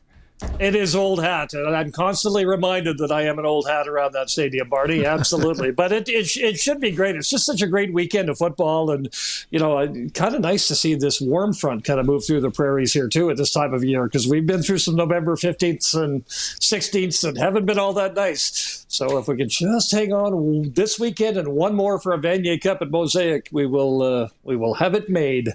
And I'm sure a lot of people, I talked to Mason Ice yesterday, the team really rallying around quarterback Anton Ammonroot and his battle with lymphoma. Oh. And now there's a GoFundMe or out there as well. It's so unfortunate, but strong kid. Now everybody's rooting for him. Oh, absolutely. He's just a terrific young guy. And I'll, full disclosure, other than at practice, I don't know him really well. Although a year and a half ago, my bride and I were down at the river taking a walk in the South Saskatchewan, and we ran into Riker Frank and Anton Ammonroot. I was kind of teasing him a little bit, saying, you guys, looks like a nice romantic walk you're out on. And starting this year, Anton came over with a big grin, and he's not, he's a little bit reserved, and but he came over and made a point of it. He says, "You're going to like this." He says, "Riker and I are roommates this year." So I thought that sense of humor was fantastic. So there's not a person across the country that isn't pulling for him right now, for sure. Queens wasn't supposed to be here. It was supposed to be Laurier. But Queens, Mason talked about it. They've been building for this. They're an experienced bunch. When you watch them, when you're kind of scouting for tomorrow, what do you see? Well, that linebacking core is very, very physical. The Huskies have one with their rider draft pick, Seth Hundeby, of course. But for Queens, it's Justin Pace, number 44. He's an OUA All-Star and actually didn't play in the final 3 regular season games. He was called on a targeting call, and it was a pretty vicious call. And then some subsequent situations after led to a suspension for the remainder of the regular season. But out there, they played 3 regular season games, or playoff games, Barney, instead of 2. And he was back for all 3 of those. And then their other linebacker in the middle, DJ Ryan. What's interesting about that is he was suspended for a game as well for a targeting hit too. So it is and that's not the way you play football. You don't go out and hurt players. They know that, but I'm just saying that it is a physical group, right? It's like they're playing hockey in the Twin Rivers. Suspensions. Yeah. Well, we'll get into that another time too. But it is a physical defense, and they were opportunistic. You know what? In the Yates Cup against Laurier, against their quarterback Cal Wither, who had the best pass efficiency in U Sports, the Laurier quarterback, it was 4 interceptions for Queens in their Yates Cup win. So. Yeah, their situation kind of reminds me a little bit of the Riders, if you can believe it, because Montreal had to play an extra playoff game to get to a championship game, and now the Huskies face a Queens team that has had to play not 2 but 3 games to get to this bowl game here. So it's going to be an interesting matchup. So how, obviously not an odd place for the Huskies to be with all the success they've had over the years. How's the team feeling? Are they confident? Are they well prepared? Obviously, the nice weather, like you said, makes it a lot easier to get prepared. Do they appear to be buttoned down? Yeah, great question. Yeah, of course, Scott led this team to back-to-back Vanier Cup appearances in 21 and 22. And there's a few players like Charlie Parks on defense. I was talking to him about our trip to Antigonish. It seems like so long ago now because it was 3 years ago, but there are those handful of players, those 50-year guys that have been around, right? So they know what it takes. That said, the Queens players, they have an experienced bunch too, just not Vanier Cup experience like the Huskies have, but they do have it locked in. They have a real good sense of belief. You saw that last week against Regina, down 24-9. They come back and win 25-24, right? Yeah. And there's just and the term, guys, that I've never heard as much of until I started hanging around the Huskies 5 years ago was connected football. So they get a big play on special teams. That leads to a touchdown last week and then come from behind win. They need a fourth quarter stand from their defense. They get that. The Rams are unable to get any more points after taking that big lead throughout the rest of the game. And then offensively, Liam Pichanen and Mason Grabowski were the touchdown pass catchers, right? It wasn't necessarily the go-to guy. We're seeing some of these highlights now, and you can see Jake Farrell, who, by the way, will make his 6th only U Sports start. If you can believe that. And he's playing in a bowl game. He has been that dialed in, undefeated at 5-0, a second-year quarterback, 6 starts under his belt, and there is just full confidence that Jake can get the job done here. Okay, so we've got about a minute and a half here, but what time's kickoff? Yep. Is it like 2 or 2:30 or? It's gone back and forth in true U Sports style. So the kickoff is at 2:15 tomorrow. So we'll be on the air. We'll be on the air at 2:00 tomorrow on the Husky Fan app with the call, and it's a 2:15 kickoff. And if people are thinking about going, tickets available, how many people will be there tomorrow? What is Griffith nowadays holding?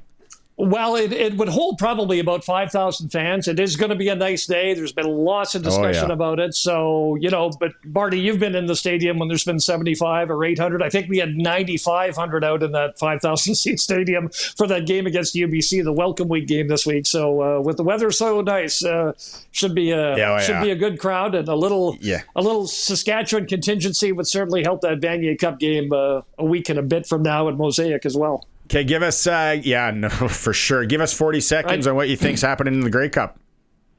I'm really interested to see what Corey May styles up defensively against Alexander, and a guy that, again, has had to play an extra playoff game compared to the Riders, right? And to see if they can make him do things he either because of injury can't do or doesn't want to do. If that's the case, it could be a very good day for a well-rested Rider team that only had that bye up into the Western Final, and then their mettle was tested and they answered the call in the Western Final. So that's what I'm looking for, is a defense that could probably make a difference and set this offense up in good shape. Were you at the game in '89 when Ridgeway kicked? No, what's funny, I'll bore you with a quick story. The first time I was at the Sky Dome, so all my contemporaries went at '89 for the Ridgeway kick. My first time there, 1990, a year after when the Huskies won their first Vanier Cup over St. Mary's. So my first trip to Sky Dome was a year later. Right on. All right. Yep. Have a great call, Ray. We'll catch up again. Appreciate you doing this. You betcha. Thanks, man. Take care. Right on. See you later. Wray Morrison, voice of the Huskies. You can hear the game, Huskies Fan app. It's going to be a nice day tomorrow, Griffith. Yeah, and that's what you want.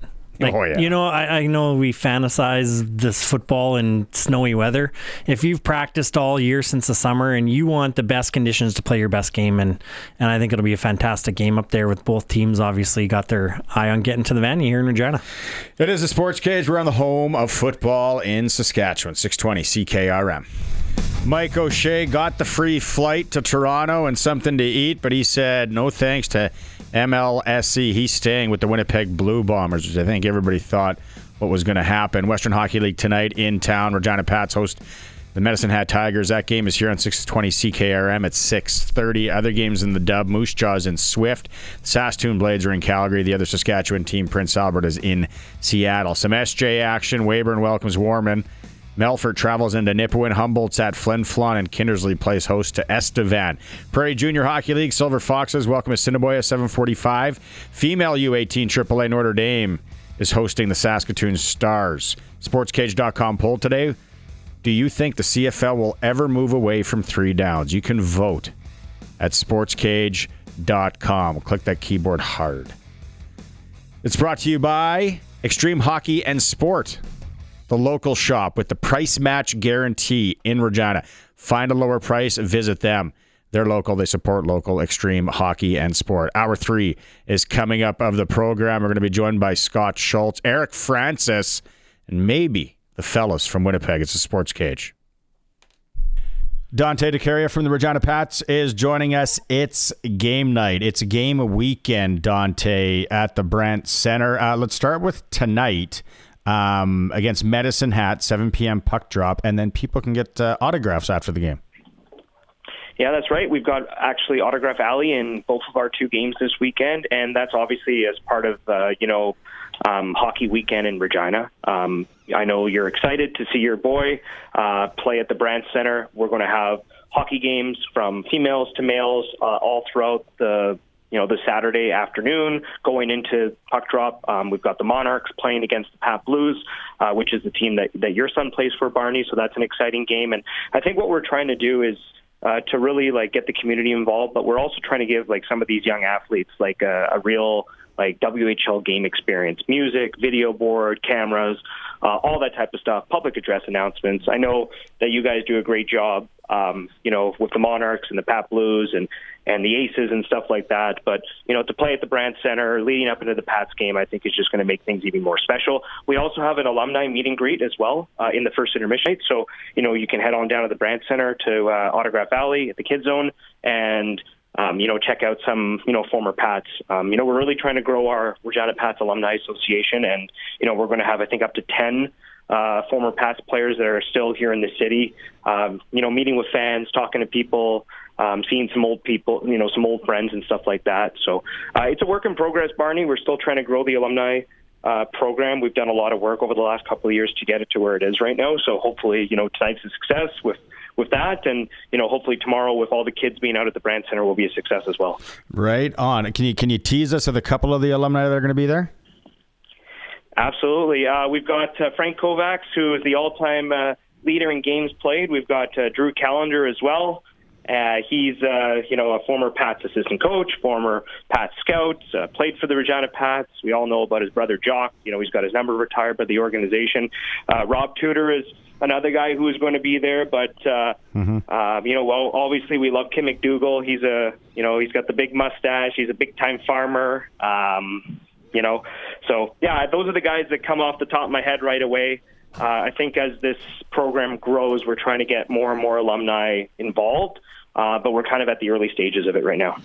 Right on. Sounds like an awesome weekend. And then, there's a lot of people getting ready for the big game Sunday, but tonight and tomorrow they can watch the Pats. And the Pats, I don't want to say hitting their stride, but they got some wins under their belt here and they've been scoring some goals.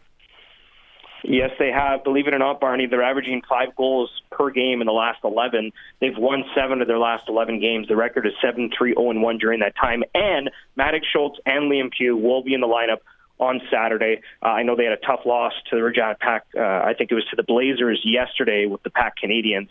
So they've got the night off tonight. They won't be in the lineup tonight, but they're expected to be in the lineup. Their first, WHL action since heading over to the U17s where they, obviously did really well. Maddox was, 5th in tournament scoring. Pugh was right up there as well. So looking forward to seeing those 2 young players back in the lineup. Great experience for them as they'll be heading on the U.S. road trip starting next week. Okay, Dante, have a great weekend, and we'll catch up with you next week. Awesome. Thanks so much. Exciting weekend at the Brandt Center. Again, Pat's couple of games. Tomorrow night starts at 6 p.m. against the rival Moose Jaw Warriors. And then tonight's game, 7 p.m. versus the Medicine Hat Tigers. You can get your tickets online or walk up, get them there. Or, how about right now, 936-6262. You want to go watch the Pats and Tigers tonight? Give us a shout. Caller number 9. That's my favorite hockey number. We'll go with that. It's a Sports Cage. We're streaming through our YouTube channel, sportscage.com, and on the home of the Pats, 620 CKRM. Has been a show today. If you missed any of it, go back and check it out in podcast form. You can watch it through YouTube, our YouTube stream later on as well. But if you're still tuning in, thank you very much for doing that. I know some of you are driving to Winnipeg as we speak. You're going to get in the mixer. Good job. If you missed it earlier, tickets did drop again today. Down uppers, 2 uppers, down to 169 from 195. So they're holding at 169, the ones that I'm seeing. Lower bowl, $210. Yeah, that's a good price. $250 yesterday, so they keep going down. So if you're going to the game, I'm sure you'll get a good price to get in. Hotels, depends where you want to stay. Depends how creative you want to get, I guess. DA's with me. Colson's got the board. We're going to go out on the Western Pizza Guest Hotline. Joining us, the old 96er. We teed it up earlier. Schultzy, Scott Schultz. On the eve of the Grey Cup in 2007, I guess on the Friday, what were you guys pretty dialed? Were you low key, or were you still exploring? I was dialed right in. I mean, there was concrete as far as the eye could see in downtown Toronto, and I was pent up in my hotel room ready for battle. It's probably having it in Toronto compared to Regina or a Winnipeg, where it's just going to be everything Grey Cup and party time. Having it in Toronto is probably a little easier to keep things on the level. It is. I think so. I mean, you get a better handle of things, but you got to watch out for fratricide from your own teammates, as what happened to me on the eve of Grey Cup, if you want to hear that story. Go ahead. Well, so you know that McCullough was my longtime roommate for all those years. And, I took him under the wing and tried to show him the ways on how to lead your life while you're on the road. And wouldn't you believe, Grey Cup year, we had 13 coaches or players that had kids. And Laura McCullough, somehow, some way gets it into her mind that she's going to go into labor on the eve of Grey Cup. And so she does. And I'm like, McCullough, get your lady under control here. Like, what's going on? We got a game to play tomorrow.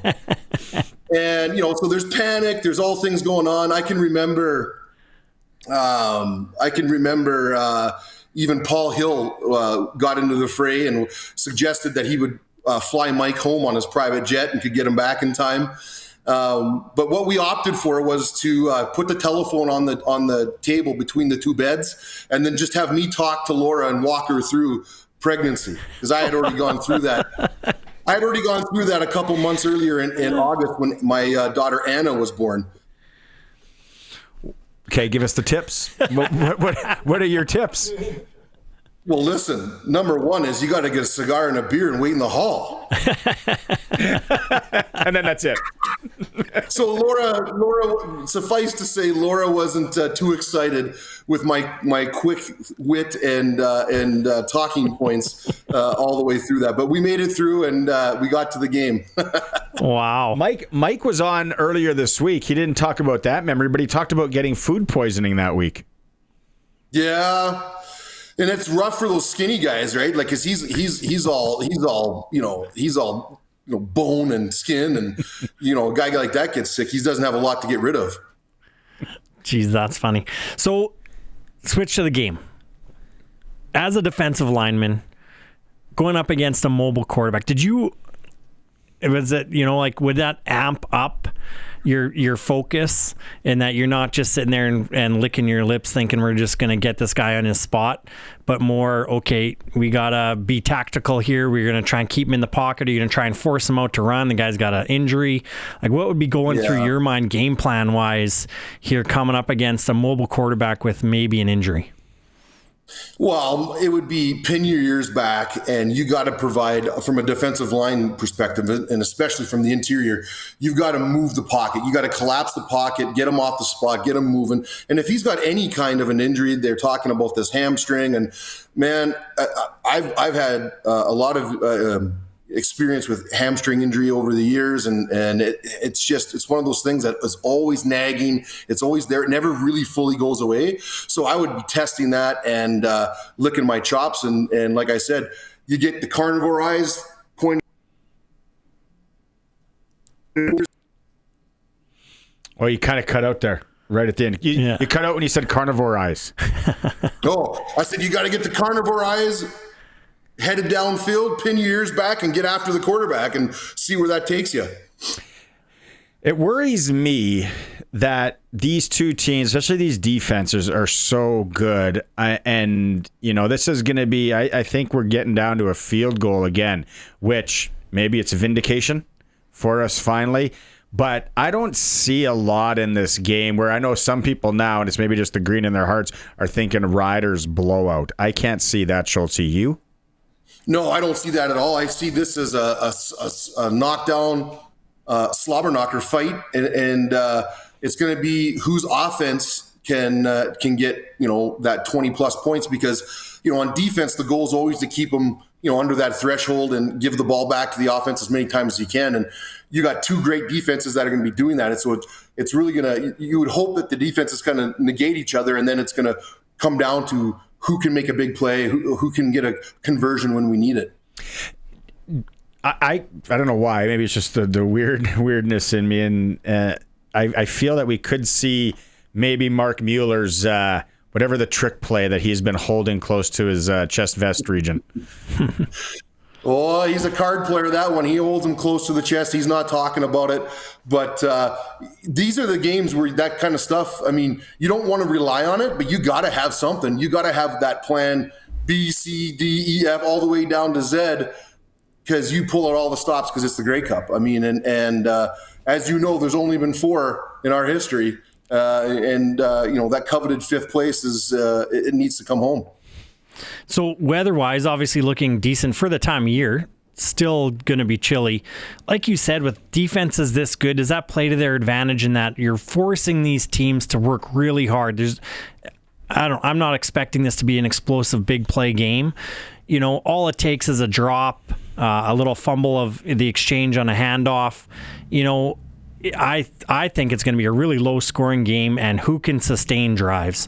Is that what you're looking at too? And as a defender, is that make you even more excited to be out there? With the weather conditions, and me, as a heavy guy for offensive line, defensive lineman types, you're going to be able to use that to your advantage. Of course, it's cold, but I would much rather play in cold than oppressive heat with 90% humidity, and so that's going to be an advantage for the big guys. And it's going to be a knockdown grinder, low scoring deal. And like I said, it's going to be up to those offenses and special teams on who can bust a play and make something happen. And otherwise, I think it's going to be, pretty, I wouldn't say vanilla, but you're going to see a grinding physical game.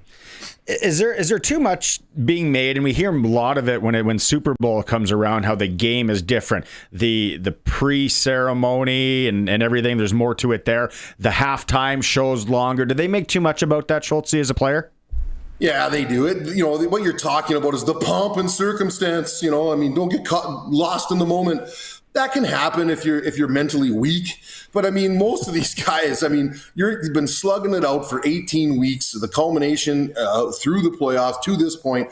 At this point, it's just an annoyance. It's like, get it the hell out of the way. Let's put the mouth guards in and get going. So I don't think too many guys that bothers. A little bit from timing. You might get a little. Your warm up from when you're loose to when you might lose some of that, lose some of the froth. You got to maybe work that out a little bit. But other than that, I think, it's just it's an annoyance at the best. So interesting. I think today the CFL PA All-Star team came out. And so question for you, who's been part of that process. Obviously, we have 2 really strong defenses in this game, as we've been talking about. I think one player on defense, Roland Milligan from the 2 teams, made that CFL PA All-Star team. Is that a surprise to you? Is there politics in that? Do guys get kind of, I'm not voting for this guy because he poked me in the eye in a game? Sadly, there is. Ultimately, when it comes down, it's people's opinions, right? And everyone wants to be recognized, but for the most part, you take those awards as they come. By no means are they, the pillar of your career. It's a great to be recognized, but ultimately, the ultimate recognition is having that ring on your finger, and that's what these guys are thinking about. Prediction. Well, I'm thinking it's going to be, oh God. I'm going 15-9 Rough Riders. Okay, wow. Second half.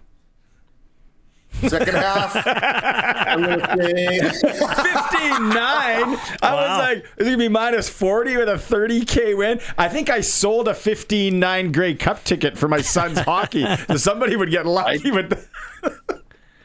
Who bought it? This guy. Schultz. All right, Matt, it's going to be a lot of fun. Do you have a big Lakeview Insurance Grey Cup party planned or what? Yeah, big Lakeview. Actually, my partners in Winnipeg have a box for the game, so they're going to be up there in that. I actually was invited to go, but happily, we've got so much family activity going on with our kids' sports. My daughter plays home and home tonight for the U of R volleyball, so we'll be taking that in. But real excited to watch the big game on the TV at home and filling my face in front of it for sure. Right on. Let's catch up at Agribition in a couple weeks. Oh, yeah. The stories will be abundant. Right on. Okay, there he is, legendary Rough Rider Scott Schultz joining us again here on the SportsCage. Always fun. Okay, we got a break because the boys in Winnipeg are standing by. Do we want to put 100 each? What song that they're playing in the background with the band? What's a good cover song to be playing?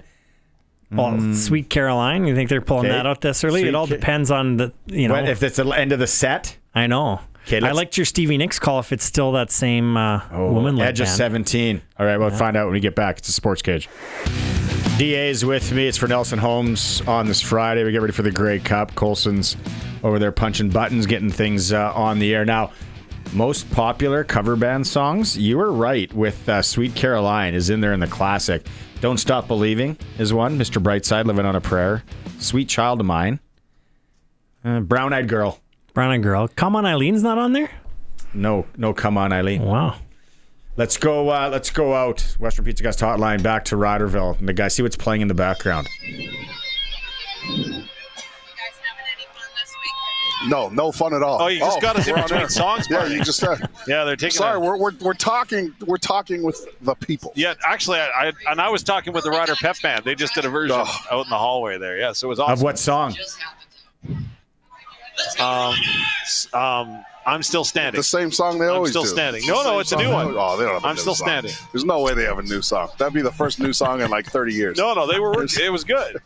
Okay, Luke, I owe you $50 because we had that bet on over under 545 when Dave would take his suit jacket off. So I apparently lost that bet.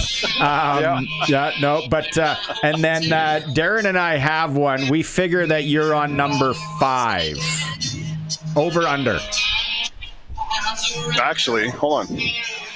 Oh, no, I'm over 5. Right on that, baby. Love it. All right, let's keep the gambling theme going, boys. It's Sprinkle of the Day for Sports Select, and we're going to bring you guys in this because I know Sports Select, great sponsor here. You can generate a QR code online now with a single bet. Take it to your local Lotto Spot retailer, scan it, and there you got your ticket. All right, we're looking at the Grey Cup. Here we go.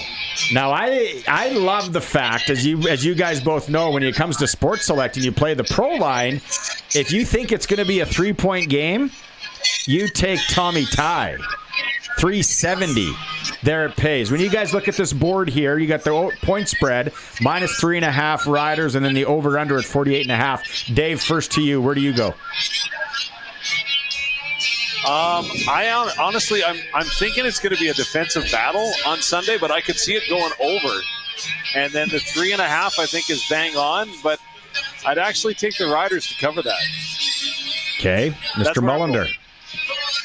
Mr. Mullender. I'm taking under the 48. I'm taking under the 48.5, and I'm taking the Riders by a field goal, so Montreal plus 3.5. Okay, should I contact you tomorrow morning when you're thinking more clear? Oh, man, I'm thinking clear now. Shoot. DA, what do you like? Hey, boys. I'm the same as Luke. I think it's going to be under 48. I think it's going to be a low-scoring game, and within that 3 points, 2 points kind of a deal. See, I'm leaning heavy to the over, so maybe I'm the space cadet here. I don't know. I was trying to tell everybody last week that the BC Lions were going to make it close, and everybody thought I was crazy then too. these are two really good defenses, especially Montreal. I'm telling you guys, Montreal's defense is built to stop the Saskatchewan Roughriders. They're able to get pressure through the middle, get Trevor Harris off his spot. They're not built from the edges. So when you have an edge rush, when you only have edge rushers, you're just able to step up into the pocket and keep the same launch point. I think that, especially with Noel Thorpe, I think this game is going to be really close. I think that it's going to be one of those things where momentum means everything, so you can't commit a turnover, especially early. And again, I think it's going to be a low score. I mean, I'm really pumped about this game. I have a feeling this game is going to reveal. You know how we always talk about the best parts of the Canadian Football League? I think this is one of those games where we end up celebrating Saskatchewan, but we also say, man, that is what makes the CFL so great. So you're calling the Rouge. Perfect. Yeah. No, I'm not calling it stupid Rouge. Hey, keep it Canadian. We got to give it up. Dave, people are sending, I've got a couple text messages here. We got some erroneous information on injuries, and the Riders haven't released anything today that I've seen. Can you update anything on the injury front, the game status? So basically what I can tell you is it was a closed practice today, so we do have to await the official word as to who was and who wasn't. I did talk with Keyshawn Johnson earlier this week. He did run around on day number 1. He didn't participate as he was held out as kind of a precaution, right, just to make sure and see where he was at on day 2. And then today was going to be the test for where he was at. Joe Robustelli, he had to go through concussion protocol. That's why he missed day number 1. He was back on the field full form yesterday, and I would anticipate the same. Shane Ray has not put pads on, has not put on a jersey for, 5 weeks now, and I would doubt that he'll be anywhere near being able to play with his neck injury. So in that regard, obviously dinged up at the receiver spot, and we're getting some guys back, which is great. I thought it was an interesting roster move last week when we chose to go with Alfred over Bain Jr. as the kick returner, given that Bain could have filled in that spot when Robustelli went down. Is there that, and I understand Alfred's spot on the team and his, how good he is, but for me, I'm going, we don't need to win on special teams, but if we get an injury with one of these guys who's tweaked, I would think we'd want more American receivers on the roster. Just quick on my part for that, and I'll go to you, Luke, because you're the expert. But when it comes to Mario Alford, he's got about a 4-yard advantage when it comes to the punt return average that he's got over top of Sean Bain Jr. And then on the kickoff return, that's where he's much more special. His average is, I believe, about 9.8 yards or so better than what Sean Bain Jr. was with the couple of games that he filled in. Mario can take a receiver spot, but I think you're so happy with the Canadians you have that there is no drop-off there by starting or putting in a Canadian, whether it's Del Duncan Busby or perhaps this week even a Joe who got a lot of reps back on day 2. Yeah, I would agree. I think that without Keyshawn Johnson, your offense is still going to run through number 45, right? So that's going to set everything up. When Robustelli went down, again, it's not like we just turned on becoming a field-stretching team. The reason why we've seen big plays in the past for the Saskatchewan Roughriders offense, when you've really gone downfield, it's because of the fact that guys had their eyes in the backfield on 45, right? It gives our receivers a head start. So, again, I'm not sure. And, again, some injuries, guys, especially for the wide receivers, some of those injuries, man, you come back and you just don't have the same type of burst, right? Every receiver, especially in this league, has an advantage, right? And some of those guys, especially the smaller guys, they got to rely on their ability to cut. They got to rely on their top-end speed. They got to rely on their football IQ. And I'm glad that Mario Alford's been starting. Here's the reason why. Ball security is everything in big games. And I want ball security above anything. I could care less if Sean Bain gets 7 more yards per punt return than Mario Alford. I know that Mario Alford's going to secure the football. And the other piece is, especially when we look at this game where points are going to be at a premium, I would take Mario Alford and a missed field goal over 7 returners in this league. 7 of them. So I think that with Mario Alford, it's consistency, and it's the understanding that you know what you're going to get. right? I wouldn't. Yeah, I don't think it's fair to put Sean Bain in that situation, to be honest. If we don't have to. Yeah, I know. I agree. I think if you're strictly looking at it from a return standpoint, it's a no-brainer. It's just interesting in the roster movement, right? When you've got receivers dinged up, and you've got this decision to make, like, holy cow, we could put another receiver on the roster just in case you have multiple injuries there. But it's not easy to be in Mace's shoes. If there's another receiver that comes on the roster, I want it to be Mitch Picton before anybody. Yeah. Nice. So, obviously we have Moni playing in the background. I'm glad there's not a lot of people there filling in the dead space while we're on the radio here. But, you said Robistelli is out of concussion protocol. Does that mean he's good to go? Is that sort of where we're leaning here? Like, I know a lot of Rider fans, me included, are really itching to know when that depth chart comes out, who's going to be on there. What are you guys leaning towards on the receiver end? Okay, so when the depth chart comes out, and again, the injury report just came out, and I'm kind of scrolling down to make sure and see what we have, and I'll give you the live update as I get it right here in front of me. But Joe is fully practiced, and he can bring in an element when it comes to the blocking and running game, which could be very, very important when you're considering what the Riders want to do. Yeah. So you're definitely bringing in Sam Emilus. You know you're going to have Kean Schaefer-Baker. You know you're going to have Dante Myers.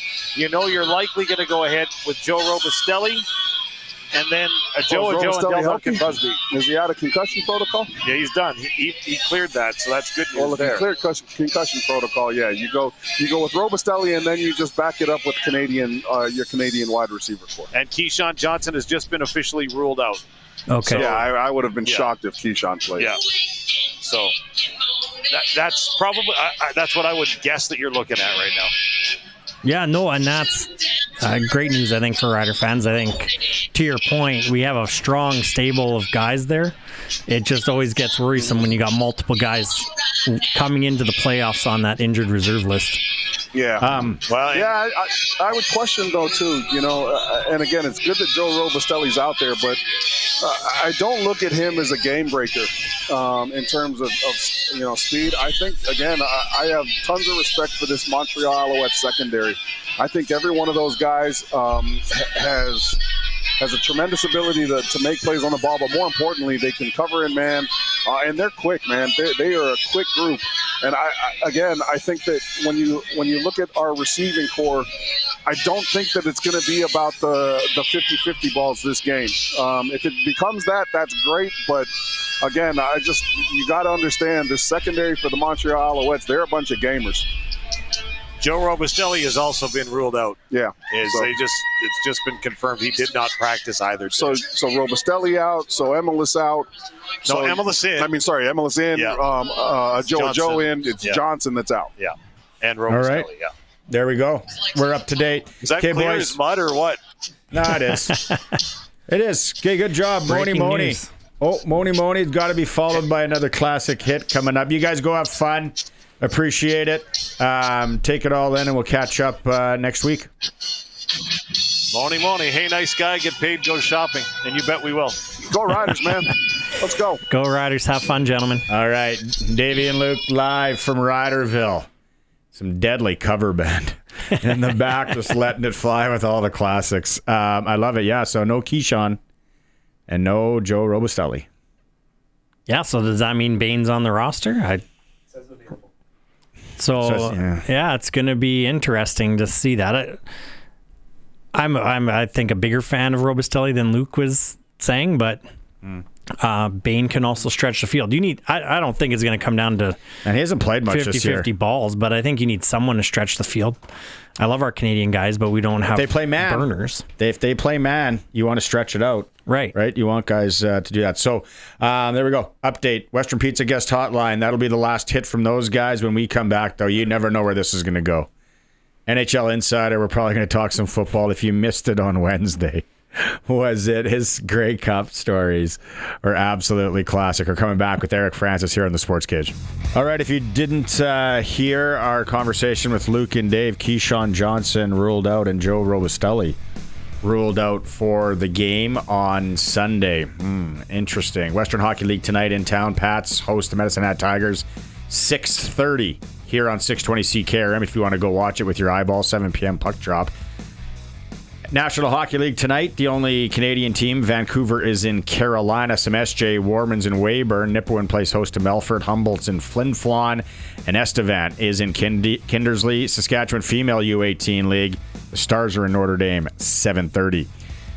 It's for Regina Steelcraft Doors, made in Western Canada for Western Canada. Visit their 40,000 square foot facility in Regina. All right, back out on the Western Pizza Guest Hotline. It is time for Eric Francis. Now for Inside the NHL with Eric Francis on the SportsCage. Inside the NHL is brought to you by Sports Select. Getting in on more of the sports action you want is as easy as playing at sportselect.com. Simply make your picks online, generate your QR code, and lock in your bet at your local Lotto Spot retailer. There it is, folks. You're looking at the 1995 Media CFL game in Regina All-Star with 5 touchdowns. Eric Francis. I don't want to be like braggadocious, but it was MVP. Sorry. Not All-Star. It was just MVP. There was just one, and I got it, and I kept the ball, and I carried that ball for the better part of the weekend. And, you know, it reminds me of, I've told you this story before when I kicked that 48-yard field goal and I won $50,000. I told you I kicked it on behalf of a fan, right? And he missed, so then I kicked on his behalf. I gave him $25 grand. $25 grand, tax-free money. Here you go. He started a family with it. Like, that's pretty cool. The other 25 we gave to charity and got a tax receipt. I bought the hot tub. I've told you that story. Blah, blah, blah. But what I didn't tell you about is when I kicked that field goal, I got to admit, that was a thrill. Like, to do that in front of 35,000 people. This is when the Stamps used to sell out and it mattered in Calgary. And I clutched that ball. Like, you couldn't have taken that ball out of my hands. No one in football history would have been able to. Mike Singletary wouldn't have been able to knock this ball out of my hands back in the day. And I went immediately to the bar with my buddies, and we had a great old time. About a quarter and a half later, the dude who I gave the $25,000 to comes up to me. He's like, "Oh my God, I've been looking all over for you, man." He goes, "You said something about a free t-shirt, and I just didn't know where I was supposed to pick that up." I lost it. I just gave this guy 25 grand. You're interrupting my drink on so that you get your stupid free t-shirt. And I think I said something to him to the effect of, "Why don't you go buy a t-shirt factory with the money I just gave you?" And I walked away. I was so mad. What kind of tarp was it that it was so special? It was it was going to be like a Stampeders t-shirt. Like, that was part of the giveaway because no one expected anyone to kick the field goal, so they wanted everyone to go home with something. And dude was clinging to as we've said a million times, I married a gal who used to run marketing departments, and it was always never underestimate the power of a free t-shirt. Sickening. But you got the ball from your 5 touchdown performance, your MVP performance. We did have actually a text, Olga, who's now at the Tiger Lily Senior Home in Moosomin, Saskatchewan. She was the one that covered you that day, and she remembers it vividly. Tell her I apologize. And I hope they got the cleat marks out of her neck. But I had to make the grab. I had to make it. Okay, when you think of Grey Cup, like classic memories, maybe it was as a kid, as covering it and all that, which one comes to mind? Like that one Grey Cup memory? You know, oh God. Again, I'm so old and I shouldn't talk like this, but I remember driving back from a hockey tournament in Detroit. I grew up in the Toronto area, and we were coming back from Detroit, and I had a rich friend who had a TV that like you could watch in your car.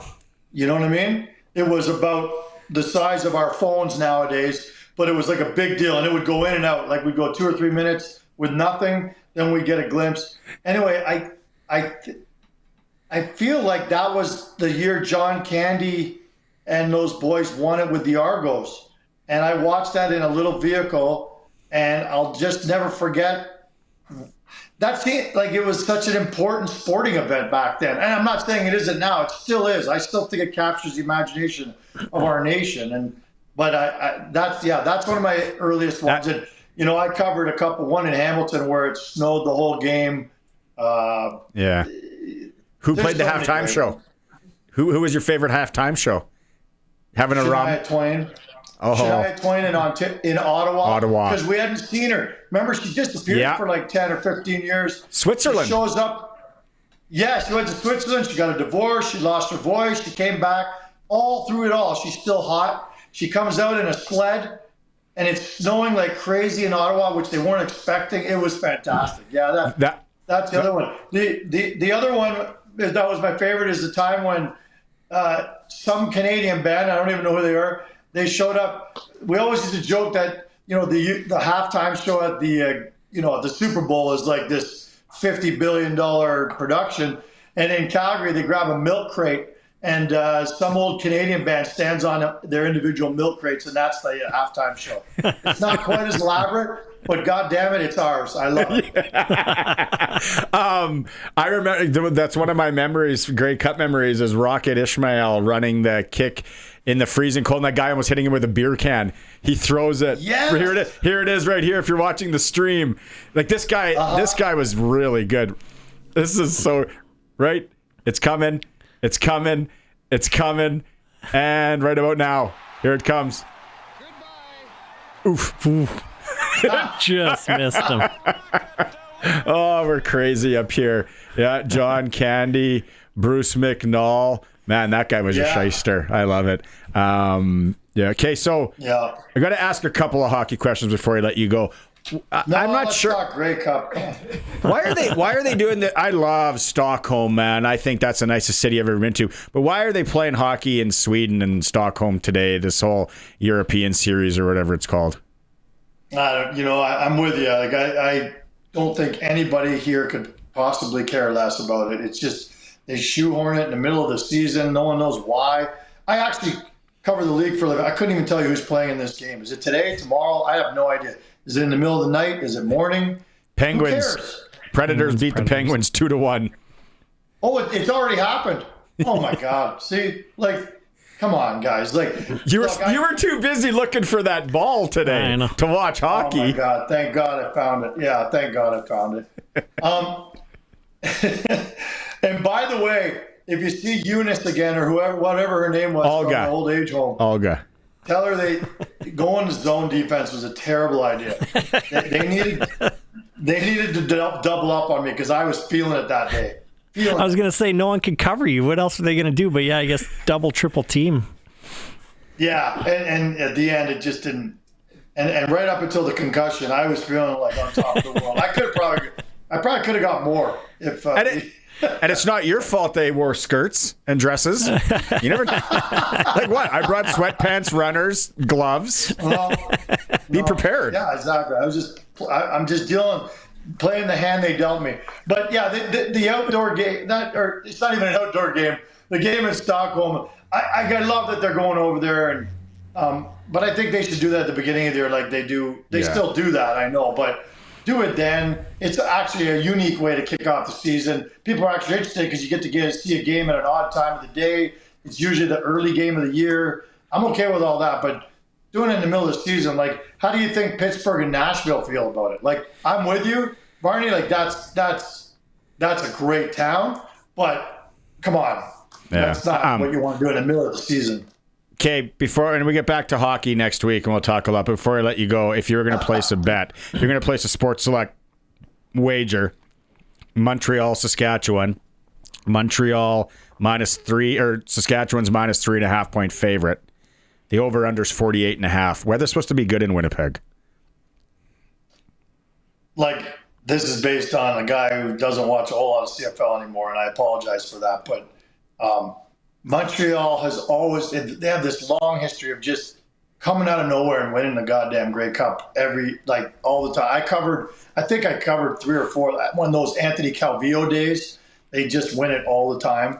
And even on years when they weren't that good, they would still find a way to win it. So, okay. So you know what? I'll take. Just stop talking. Just stop. Yeah. All right. Okay. Have fun. Did your wife know you found the ball?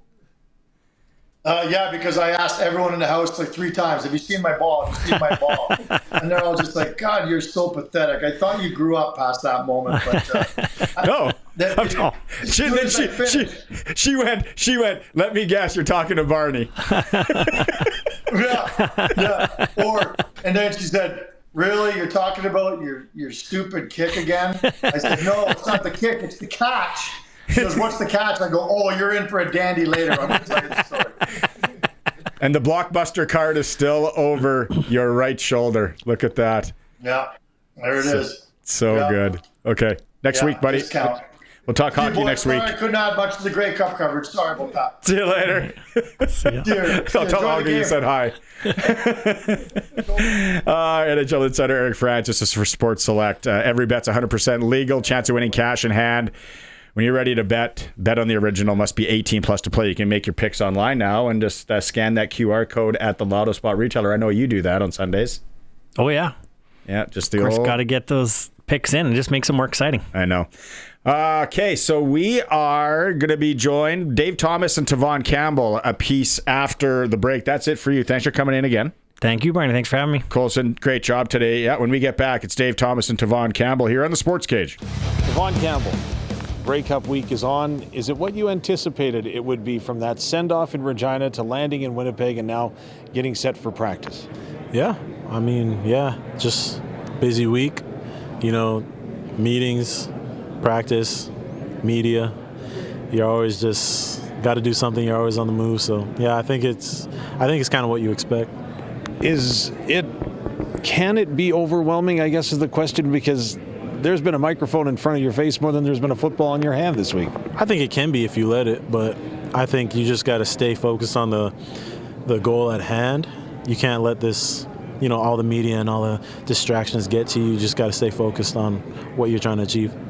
Can you take a moment, though, to enjoy the atmosphere and what's happening around it? Absolutely. I think I'd be lying if I said, you're not stopping for a second and being like, man, I'm finally here having this opportunity to go and win this. But yeah, no one here is just ignoring everything that's going on and just saying, oh, it's all business. You see everything. You see the media. You see the Grey Cup. You see all that kind of stuff.